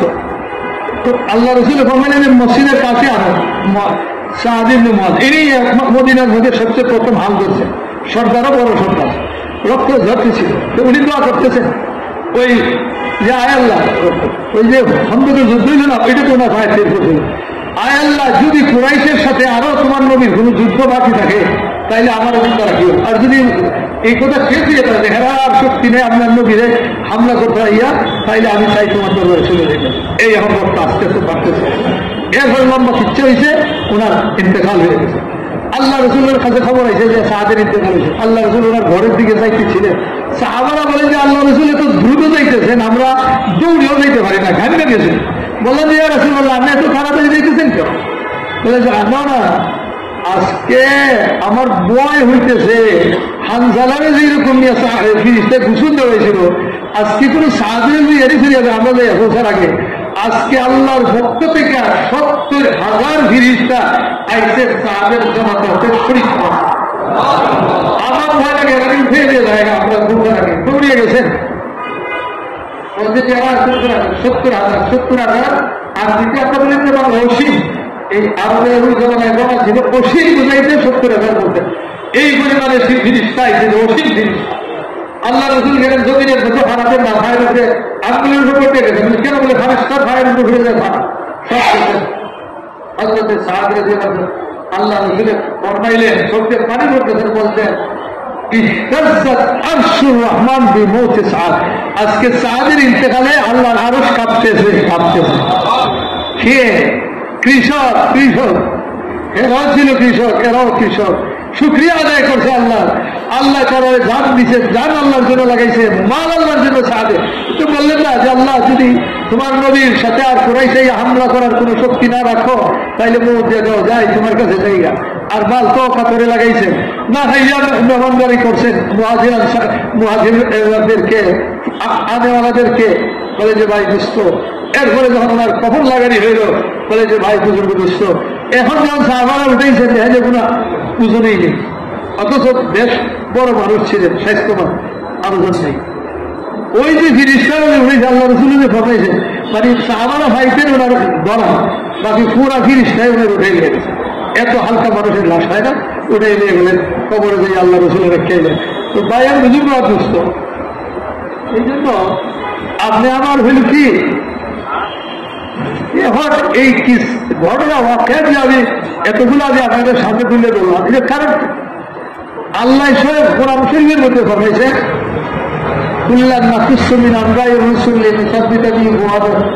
আমি নবীগণের আর এই বিগত উম্মতগণের ঘটনা এই জন্য তোমাকে শোনাইলাম আল্লাহ রসুলকে, যাতে তোমার দিলে রেখিন জমে যায়, আমার হুকুমের উপরে তোমার রেখিন জমে যায়। এই সমস্ত ঘটনার দ্বারা পরিষ্কার হল দুনিয়ার মানুষের বলে আসবাব দিয়ে সফলতা পাওয়া যাইব, কখনো পাবো না। কি বলেন, ঠিক কি না? তাইলে সফলতা কিসের দ্বারা পাইব?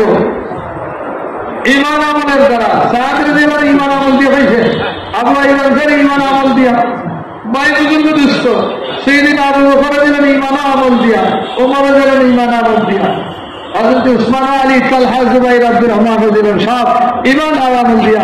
সুলাইমান আলাইহিস সালাম, দাউদ আলাইহিস সালাম, আসাদুল মুলকান কিতাবের মধ্যে দাউদ আলাইহিস সালাম সম্পর্কে আইছে।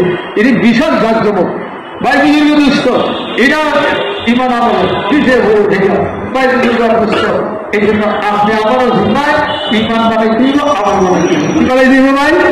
ইমান হইল কি? লা ইলাহা ইল্লাল্লাহু মুহাম্মাদুর রাসূলুল্লাহ। এই সব করনেওয়ালা, সফলতা দেনেওয়ালা, ইজ্জত দেনেওয়ালা, জিল্লত থেকে হেফাজত করনেওয়ালা, দুষ্ট আখিরাতে সফলতা দেনেওয়ালা আল্লাহ। দুনিয়ার কোন লা ইলাহা ইল্লাল্লাহ মাবুদের দ্বারা এইগুলা সব কিছুর স্বীকার। কারো হাতে আমাদের কোনো ভাবনা নাই, চাহানা নাই। আল্লাহ রাসূল ফরমায়েন, আব্দুল্লাহ ইবনে আব্বাস, শোনো, ইযা সাআলতা ফাসআলিল্লাহ, চাও যদি সওয়াল করো তো আল্লাহর কাছে করো, ওয়া ইযা ইসতাআনতা ফাসতাইন বিল্লাহ, আর সাহায্য চাইলে আল্লাহর কাছে যাও। কার কাছে যাও? আল্লাহর কাছে যাও, দুনিয়ার কার কাছে থেকে না। বলে যে ভাই দুষ্ট, এই জন্য এটাই আমাদের ইমান, যে সব কিছু আমার আল্লাহর হাতে, সুখ দুঃখ, সুস্থতা, অসুস্থতা, মালদারি, গরিবি সব আল্লাহ। এই এত বড় আল্লাহ পর্যন্ত আমি বুঝবো কেমনে? এই আল্লাহর পর্যন্ত বুঝবার জন্য আল্লাহর পক্ষ থেকে আমরা মেহরবানি করে নবী পাঠাইছেন মুহাম্মাদুর রাসূলুল্লাহ। এই জন্য আল্লাহ আমাদের দুইটা নূর দিয়েছেন। কয়টা নূর? কোরআনের নূর, সুন্নতের নূর। কোরআনের নূর, হাদিসের নূর, এই দুটোই। এই দুই নূরের সাথে নিয়ে চললে, এই গুণের উপরে চললে, এই দুই নূরকে ধরলে আল্লাহ রাসূল ফরমাইছেন তোমরা কোনোদিন পথচ্যুতি হবে না, পাপ ইসলামে না, গুমরা হবে না, পথভ্রষ্ট হবে না। এই জন্য আল্লাহর হুকুম ইমানে চাচ্ছে, আল্লাহর হুকুম মানি, আর আল্লাহর হুকুমটার নবীর তরিকায় ঘোরা করা। আল্লাহর হুকুমের নাম হইল আমল। আল্লাহর হুকুমের নাম ফিরে পাই আমল। আল্লাহ আমল দিচ্ছেন আমাদেরকে, আল্লাহ যত আমল দিচ্ছে এর মধ্যে আসল আমল কয়টা? এবাদত আছে আল্লাহর হুকুমের নাম হলে এবাদত। এবাদত আছে কয়টা? মৌলিক করা নাই চারটা, পাঁচটা না। এটা তো ইমান গেছে গেল, ইমান হলে তো আমাদের এবাদত আসে না। ইমানের উদাহরণ হয়ে চারটা এবাদত: নামাজ, রোজা, যাকাত, হজ। আর বাকি যা কিছু আছে সবই তার সম্পূরক। কথা বুঝতে পারছেন? আমরা এলিম শিখি, তবলিগ করতেছি, নবীরা মেহনত করছেন, এইগুলো আমি চালু করেছেন। আল্লাহ বলেন আমি দুনিয়াতে নবী ঘটাইছি মানামানি, আমার হুকুম মানা চালু করার জন্য। কথা বুঝতে পারছেন? আল্লাহ বলেন আমি আমার বন্দারে দুনিয়াতে বানাইছি ওমা খালাকুল জিন্না ওয়াল ইনসা ইল্লা লিয়াবুদুন, ইবাদতের জন্য, আমার হুকুম মানার জন্য, আমার নাফরমানিতে বাঁচাবো। নবীরা ইরশাদ করছেন। এই জন্য ভাই ইবাদত সহি হবে না যতদিন পর্যন্ত আপনার প্রতি কি না হবে, এলিম না হবে। ইবাদতটা আমাদেরকে আল্লাহ এলিমের সাথে দিব আর জিকিরের সাথে দিব। ইবাদত অজ্ঞতার সাথে আর গাফলতের সাথে হলে আল্লাহ কবুল করবেন। আপনারা বুঝতে পারছেন তো ভাই? এই জন্য দুষ্ট নামাজ বলেন, রোজা বলেন, হজ বলেন, যাকাত বলেন, সব কিছু ইমান নিয়ে যখন লাগবো, এলিম লাগবো আর কি লাগবো, জিকিরের সাথে করতে হবে। দুষ্ট এই জন্য দিন কারে বলে? হযরত ইমাম গাজালী রহমতুল্লাহ আলাইহি বলেছেন দিন হইল ইমান আর এলিমের নাম। কিসের নাম রে ভাই? কেমনে? কেন? ইমান যখন আনবেন তখন ইমানে আমরা বাধ্য করবো আল্লাহর হুকুম মানার জন্য, তাইলে আমাদের ইবাদত। আল্লাহ বলেন যে নামাজ পড়ো, এখন কেমনে করবেন? এই যে আল্লাহ ইবাদত এলিম, এলিম তো আল্লাহর কোনো বুঝি না, এই জন্য আল্লাহ দিয়েছেন নবী। এই জন্য কোরআন আর হাদিস এই যে মিলিয়ে হইল দিন। এই জন্য ভাই বুঝতো আমরা ফাজাইলের তবলিগের মহানের মধ্যে হইল ফাজাইলের এলিম। ফাজাইলের এলিমের উপরে মেহনত করি আমরা, আমরার ভিতরে আমলের ইস্তেহজার, ফাজাইল মানে তার নতিজা ফলের ইস্তেহজার লাগবে। আমি যে আমল করলে কি ভাই, একালগে যদি আমলের কথা জানে হোক কিন্তু তার সামনে যদি ফাজাইল না থাকে, যত বড় মানুষই হোক ছুটে যায়। আজীব ঘটনা, হযরতে আবু হুরায়রা রাদিয়াল্লাহু আনহু একদিন হাদিস বয়ান করতেছেন। ভাই খেয়াল করেন, সবের শিক্ষিত অশিক্ষিত মানুষ সবের জন্য ফায়দা। তো বয়ান করলেন যে ব্যক্তি জননা করবো আল্লাহ তার এক কিরাত সব দিব, আর যে দফন পর্যন্ত থাকবো মুর্দা দফন করে দিয়ে যাইব তার 2 কিরাত সব দিব, আর 1 কিরাতের পরিমাণ হইল ওহুদ পাহাড় সমান। হযরতে আব্দুল্লাহ ইবনে উমর রাদিয়াল্লাহু আনহু বসে রয়েছেন, এই মজলিসে ছিলেন, কিন্তু উনি সাহাবাদের মধ্যে ইনিও বড় আলেম, আবার ইনি মুফতিও, আর ইনি তো পুরানা একবারে শুরু থেকে শেষ পর্যন্ত। উনার দিনের মধ্যে সন্দেহ হয়েছে যে আবু হুরায়রা কি ভুলে একটা ফজিলত আরেকটা লাগাই দিল নাকি, বহুত মুদ্রা গ্রহণ করলে অথচ উনি এটা বেশি ইস্তেমাল করতেন না তখন। তো বলে তো উনি মারি গেছে চলে যাইছেন মাঝে মধ্যে। উনি আবু হুরায়রা বুঝতেছেন না, তো উনার হচ্ছে গুসা, উনি বুঝছেন যে উনি সন্দেহ করছেন। গেছেন ভাই আবু মুমিন আয়েশা সিদ্দিকা রাদিয়াল্লাহু আনহা বললেন যে আম্মা আল্লাহ রসুল হাদিস বয়ান করতে আপনি শুনছেন? বলে হ্যাঁ আমি শুনছি। আল্লাহ রসুল ফরমাইছেন যে জনতা করবো 1 কিরাত, যে দুপুর পর্যন্ত 2 কিরাত, 1 কিরাত ওহুদ পাওয়ার পর্যন্ত। শোনার সাথে সাথে হযরতে আব্দুল্লাহ ইবনে উমর রাদিয়াল্লাহু আনহু ফরমাইলেন ফাতাত মিন্নি কারাতিকুন কাসীরা, আরে আমার জিন্দেগিতে অনেক কিরাত ফিল করে গেলাম, হাত ছাড়া হয়ে গেল, হাত ছাড়া হয়ে গেল, হায় হায় কত কিরাত আমার হাত ছাড়া হয়ে গেল। ওদের ঘর থেকে উনি ইহতেমাম করতেন। এই জন্য তবলিগে আগে না হারাইছি কি যে ফাজাইলের এলিমের দ্বারা ইমান মজবুত হইয়া আমলের জন্য তৈরি হবে। এরপরে মশাইল, মশাইল একটা ভুল হইলে আমল আসমানে যায় না। কথা বুঝতে পারছেন?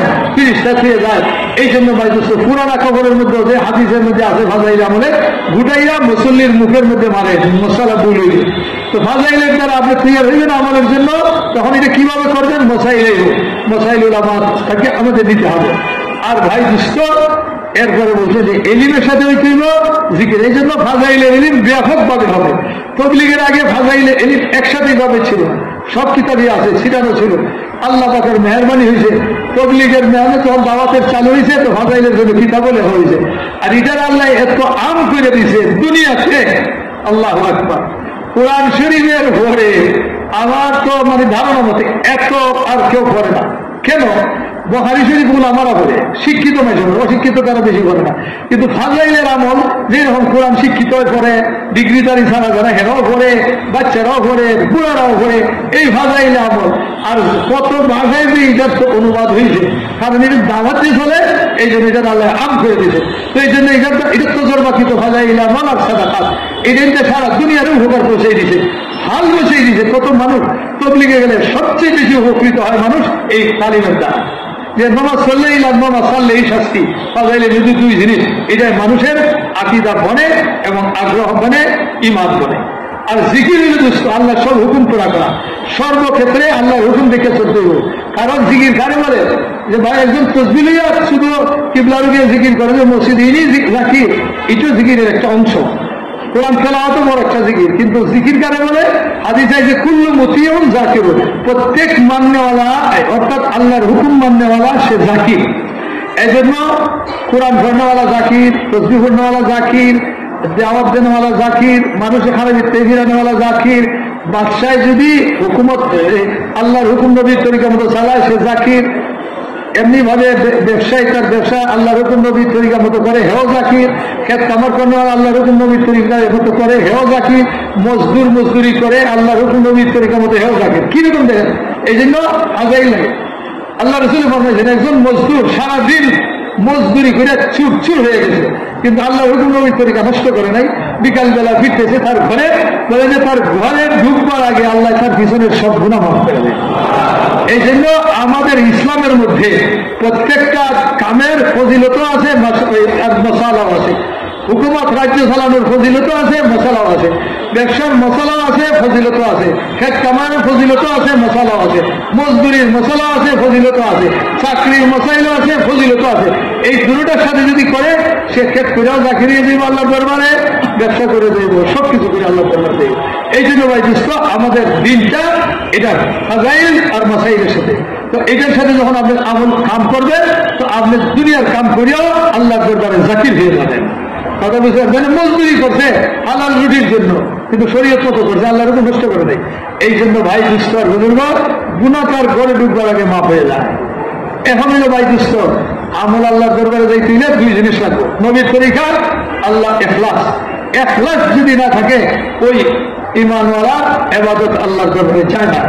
আবার নবীর তরিকাও লাগবে, যদি নবীর তরিকা ছাড়া ইবাদত ফালাইয়া আসলেও দেখেন আমরা দেশের মধ্যে বেশি একটা কইলে একজনে বেশি, এটা কি আসলে ইবাদত কি না এটা দেখতো না। নামাজের মধ্যে তো কোনো সন্দেহ নেই, রোজা এর মধ্যে কোনো সন্দেহ নেই, হজ যাকাত এর মধ্যে কোনো সন্দেহ নেই, কুরআন তেলাওয়াত নাই, তাসবিহাত নাই, কিন্তু এমনি মানে খেয়ালি কতগুলো হবে না। আপনি যত ইবাদত করেন না হলে খুব মুজাহিদা করতেছি, কিচ্ছুই করে আল্লাহর দরবারে গন্ধ হইবেন না যদি নবী না করে থাকেন।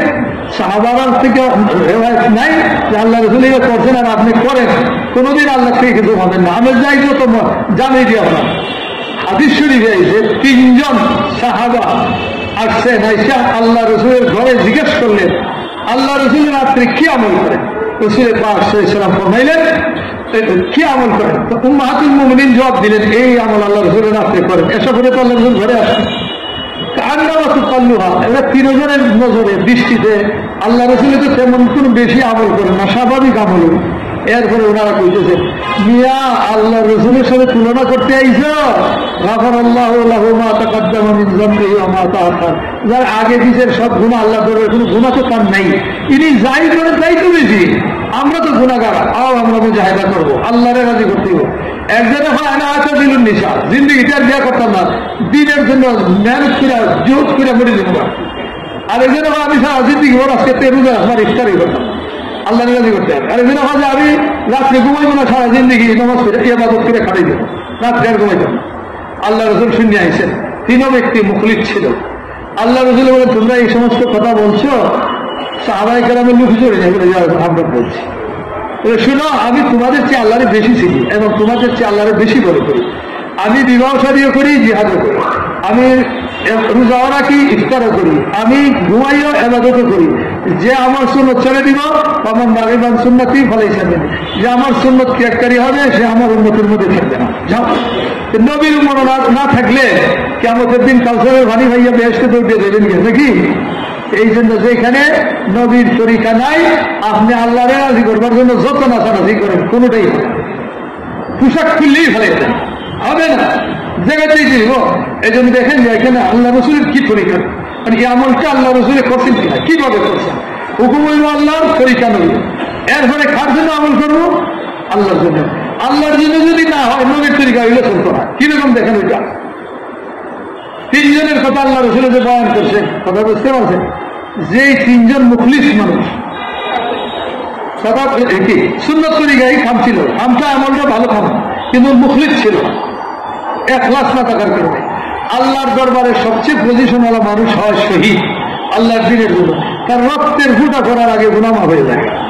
আর যে অবস্থায় যে আহত, মাথায় আঘাত পেয়ে মরছে, কলজা বাড়িয়ে গেছে, এই অবস্থায় কিয়ামতের দিন উঠব। আল্লাহ করে জিজ্ঞেস করেন, এরকম করলেন, বলে ঠিক আছে, আপনার জন্য আমরা দিন জান্নাত দিয়ে দেবো 100 তালা। ওই শহীদ ইখলাস না থাকার কারণে সে প্রথম দুজনের মধ্যে উল্টা করে ফেলানো হবে। 2 নম্বর কারিরে ফেলানো হবে। 3 নম্বর দাফা কারে ফেলানো হবে। 3 নম্বর এটাতে তো আল্লাহর হুকুম আছে, জান দাও, নবীর তরিকাও ছিল, এখানেও ছিল কোরআন তেলাওয়াতের মধ্যে, কিন্তু ছিল না কি ইখলাস ছিল না, এই জন্য এদেরকে সর্বপ্রথম জাহান্নামে ফেলানো হইল। তাইলে নবীর তরিকা আল্লাহ আর আল্লাহর জন্য ইখলাস, এই 3টা কাম 2টা যখন মিলব তখন আল্লাহ পাকের দরবারে আপনি মুখলিস হয়ে যাবেন, আপনি ইবাদতকারী গণ্য হবেন, আল্লাহর ইবাদত আল্লাহর দরবারে পৌঁছবো না। এর আটকা হয়ে যাবে, রাস্তা নষ্ট হয়ে যাবো, পাহাড়ের মতো এগিয়ে ইখলাস না থাকলে কিচ্ছুই থাকবে না। আর আল্লাহ রাসূল ফরমাইছে যে মুআশশারা ইখলাসিল আমাল, মুআশশারা যদি ইখলাসের সাথে অল্প আমল করো, ইফতিকাল খলিল, কিয়ামতের দিন ছোট আমল দিয়ে আল্লাহ তোমার জান্নাত দিয়ে দিব। এই জন্য ইখলাসের উপরে মেহনত করতে হবে, আল্লাহ রাস্তায় বেরিয়ে হবে, ভাই বুজুর্গ দোস্ত নবীর তরিকা করতে হবে। আর ভাই বুজুর্গ দোস্ত আল্লাহর কথা রসুলের কথা ভালো করে বুঝতে হবে। ভাই অনেক ভাই আছে কি বলে কি আলিমরে দিয়া প্রথম দুজকের আগুন আল্লাহ জ্বালাইব, কথাটা কি বুঝছেন আপনি? কইতেছেন এইখানে এটা তো বলছেন কারিশরের কথা, কোরআন ফন্ডওয়ালা, কোরআনের ফন্ডওয়ালার দাম তো বেশি কারিশর। এখানে হলো ওই কারি, যে কারি মুনাফিক কারির কথা বলছেন আল্লাহ রসুলে। আর আপনি দেশের আলিমের হয়ে লাগাই দিলেন, কিয়ামতের দিন কিন্তু আপনারাও জমা নিজে আল্লাহ রসুলের সামনে যাইতেই হোক, কোন ব্যাখ্যা কোথায় করেন চিন্তা করতেই হোক। আলিমে না জিজ্ঞেস করে যে আপনি ব্যাখ্যা করে নিতেছেন, কোরআন হাদিস আপনার জিব্বার ছোটমিতার মধ্যে নয়। আল্লাহ এবং আল্লাহ রসুলের যা কইছে সাহাবারা যা বুঝছেন সেইটা, এটা মিল মুনাফিক খাই, অথবা এটা কোরআন ধরে দুনিয়া খামারি করতে হবে। ভাইকে ওই যে প্রতিযোগিতা লাগিয়া কত ডলার পাইতাম, কত পাইতাম, হিটার মধ্যে লাগতে যাইতেন, যদি নিয়ত থাকে তাইলে হইতে পারে যে এটা কোরআনের দুনিয়ার জন্য বানাই দিচ্ছে। এটা এরা বাচ্চারা পরিষ্কার দেয় কেন, এইটার প্রতিযোগিতা করে আগে বাড়ো, তাইলে এটার মধ্যে মুক্তি সবে মশলা একটা ব্যক্তি দেবে। ভাইয়ার বুজুর্গ দোস্ত কোনটা নিয়ে কোনটা লাগাই দিচ্ছে। আল্লাহ এই সমস্ত কোরআন হাদিসের মানিরে উল্টানোর চেয়ে, ভুল বোঝানোর চেয়ে হেফাজত করে। ভাই বুজুর্গ দোস্ত আমরা শেষ নবীর উম্মত, আমরা নবীর পরে কোন নবী আসবে না, এই জন্য সবকিছু এই 6টা কথারে নিয়ে আমাদের সারা দুনিয়া দেখতে। যদি না যায় আল্লাহ রসুলের নিয়ামত আমাদের আল্লাহ দিয়েছেন, বলছেন তোমরা আবার এই নিয়ামতের কাম করবা, কিয়ামত পর্যন্ত আনেওয়ালাদেরকে পৌঁছাইতে হবে। আল্লাহ আমরা নবীর শানে কোরআনে ফরমাইছেন সূরা ইব্রাহিমের মধ্যে আলিফ লাম রা কিতাবুন আনজালনাহু ইলাইকা লিতুখরিজান নাস মিনাজ যুলুমাতি ইলান নূর। এই কোরআন দিয়েছি আমি দুনিয়ার সমস্ত মানব জাতিকে গুমরাহির অন্ধকার থেকে হেদায়েতে আনতে হবে। আর এই পৃষ্ঠাতে শেষে যাই আল্লাহ বলতেছেন ওয়ালাকাদ আরসালনা মূসা বিআয়াতিনা আখরিজ কওমাকা মিনাজ যুলুমাতি ইলান নূর। দলিলের একটা, আমি মূসা আলাইহিস সালামকে দলিল প্রমাণ দিয়ে পাঠাইছি উনার স্বজাতি বনি ইসরাইলকে গুমরাহির অন্ধকার থেকে হেদায়েতের আলোর মধ্যে নিয়ে আসার জন্য। 2000-এর কাম ছিল একটা, কিন্তু ইনার একটা সীমাবদ্ধ হয়ে গেল। আর ইনারের সমস্ত মানব জাতির জন্য কিয়ামত পর্যন্ত নবী 63 বছরে তো দুনিয়াতে 23 বছর মেহনত করে সাহাবার জমাত তৈরি করছেন, এনারা পরেওয়ালারে তৈরি করেছেন, এর পরে পরে আইতে আইতে আমরা পর্যন্ত হয়েছে। কারণ আমরা প্রত্যেকের কান্দে নবীর নিয়ামতের জিম্মাদারি আইছে। এই জিম্মাদারি যে উঠাবে কিয়ামতের দিন হাউজের কাউসারের মধ্যে আল্লাহ রসুল তার ইস্তেকবাল করবেন। আচ্ছা কাউসার এখানে ফান করো ভাইয়ের বুজুর্গ আর দুস্থ, ঠিক এমনি ভাবে এই রাস্তায় যার জান মাল লাগবো আল্লাহ বাড়াই দিলেন, 1 টাকা লাগাইলে 7 লক্ষ টাকার সৎকার সব দিব। ঠিক এই রাস্তায় যে একটা আমল করলে কি নামাজ পড়লে হাদিসে সালাতু ওয়াস সাওমু ওয়া যিকরু ফি সাবিলিল্লাহ, কোরআন নামাজ পড়া রোজা রাখা আর জিকির করা আল্লাহ রাস্তায় বাইরিয়া বাড়ির চেয়ে 49 কোটি বেশি ঠিক হলেন। যে আল্লাহ রাস্তায় একটা রোজা রাখবো হাদিস আছে, যে একটা রোজা আল্লাহ রাস্তায় রাখবো আল্লাহ রসুল বলেছেন তার চেহারারে আল্লাহ দুজক থেকে 70 বছরের রাস্তা দূরে লেগে দেব। কথা বুঝতে পারছেন? সবাইকে ওই সমস্ত ভাইরা যারা পুরা রমজানেই সব আল্লাহ রাস্তায় কাটবো, একদিনে 70 বছর, আপনার 29 বা 30 রোজা রাখবেন, কত দূরে যাইব? আর কত বড় সৌভাগ্যের কথা, আপনারা রোজার মাহল বানাইবেন, সমস্ত মানুষের বাইরে মেহনত করে 3 দিনের জন্য বাইক করবেন, হোটেলে বাইক করবেন। এমনি বলে কি কয়, যারা কাম করে হোটেলে এরা 3 দিনের জন্য বাইক করবেন, তখন এরা ভাত পেশা বন্ধ করবো, দাওয়াত দিবেন। ভাই আমাদের বর্ণামিজ মানে আমাদের প্রোগ্রামের মধ্যে দাওয়াতের মধ্যে যে লাঠি ছোটা নিয়ে হোটেল পেরিয়ে ভেঙে গেল, এটা না। আপনি যদি হোটেল পেরিয়ে ভেঙে গেলাম, এটা আবার ঠিক করে দিল, আবার মানুষ নিয়ে যে মারামারি করবো আপনার সাথে। আর নাহলে এখান থেকে বাড়িয়েছেন এখানে দিল। আর যদি আপনি লাইন মতো ধরেন তাইলে দেবেন, দাওয়াত দেন, আল্লাহ রাস্তায় বাইক করেন, কামিয়ে দিল। এই বাংলাদেশে রমজান মাস আমরা সফরে ছিলাম, ঢাকা শহরের বাইরে, ঢাকার মানুষ ছিল। আর আমরা রমজান মাসে শেষ সজনের পরে বয়ান হয়েছে, শহর বড় মসজিদ, মসজিদের কোয়ার্টার, গেটটা বাইরে হয়, ডাইন হাতে দোকান, এটা বাচ্চা ফুটে। আমরা বয়ানের করে ঘুমাইয়া সাথী ভাইরা সব উঠছে, এখন তালিম শুরু হয়েছে, তালিমে আসতে গেছে 2 জন, ফেরাই এখন বলে কি বলে লাল খাবার টাঙ্গাইয়া হোটেলের মানে মসজিদের কোয়ার্টারে বেশি আছে। এখন কি করা যায় ভাই, আমরা কি করবো? আচ্ছা দেখান যে আমরা সাথে মানুষের আয়োজন, ঢাকা আরো বিভিন্ন মানুষ গিয়া যদি তারে বুঝে তর্ক লাগাই দেখা মুশকিল হবে, কোনো দরকার নেই, এলাকার মানুষের বলার দরকার নেই।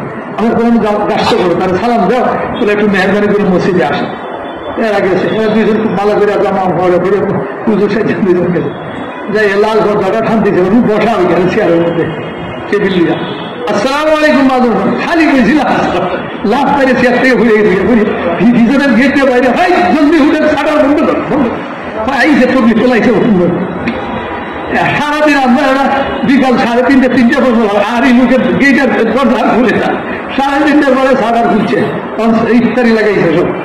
এরপরে আমরা সাথী আইলে যারা জিজ্ঞেস করলাম, বলে কি এই ব্যাপার, এত রোজা ওই দেখবেন না আসতে তারাবি করে স্বপ্নে তারাবি, ওই একবারে উত্তরে যেটা সাইকেল হয় এই দোকান ব্যবসা বই গেলে নিজের রোজা রাখে, মানুষের ভাত খাওয়ায়, হইতে পারে না এই তো কবিরা গুণা।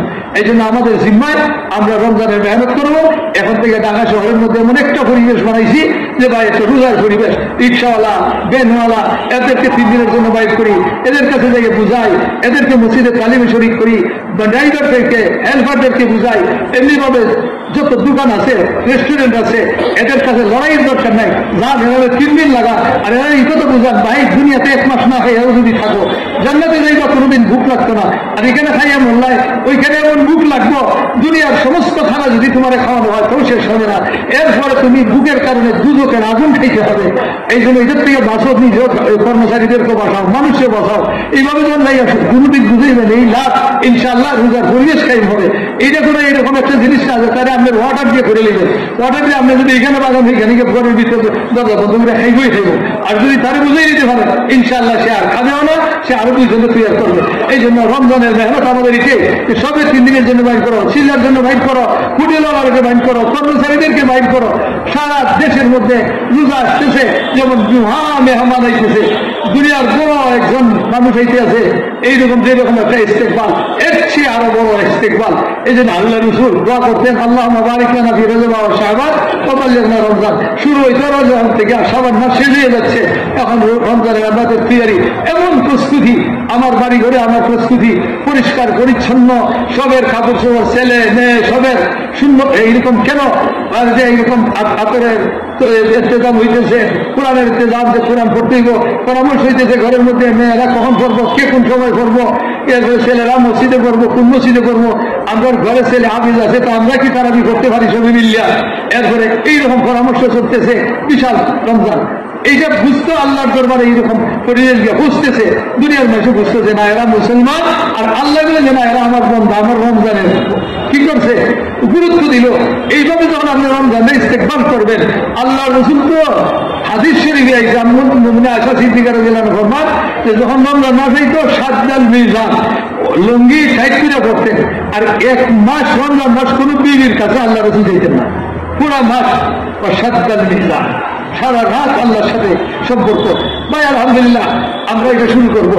আরো দেশে দুইটা আছি, এরা সারা রাইতে ঘুমায়, সারা রাত বাচ্চারা থাকে শোনার, এরা কেউ নামাজ করে, কেউ তেলাওয়াত করে, কেউ চা খায়, আবার আল্লাহরে ডাকে নামাজ করে, ফজরের নামাজ হয়ে গিয়ে ঘুমায়।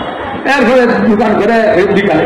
তাই বুজুর্গ দুষ্ট আমাদের দেশের মধ্যে আমরা একটা রমজানের পরিবেশ যে দিকে যেতেছি, প্রত্যেক মহল্লায় মহল্লায় 2.5 ঘন্টা ওনারা কাজ করতেছে, তালিম করতেছে, মসজিদের মধ্যে তালিম হইতে আছে, সকালে হইতেছে, এশার নামাজের পরে তারাবির পরে ফাজাইলে রমজানের তালিম হয়।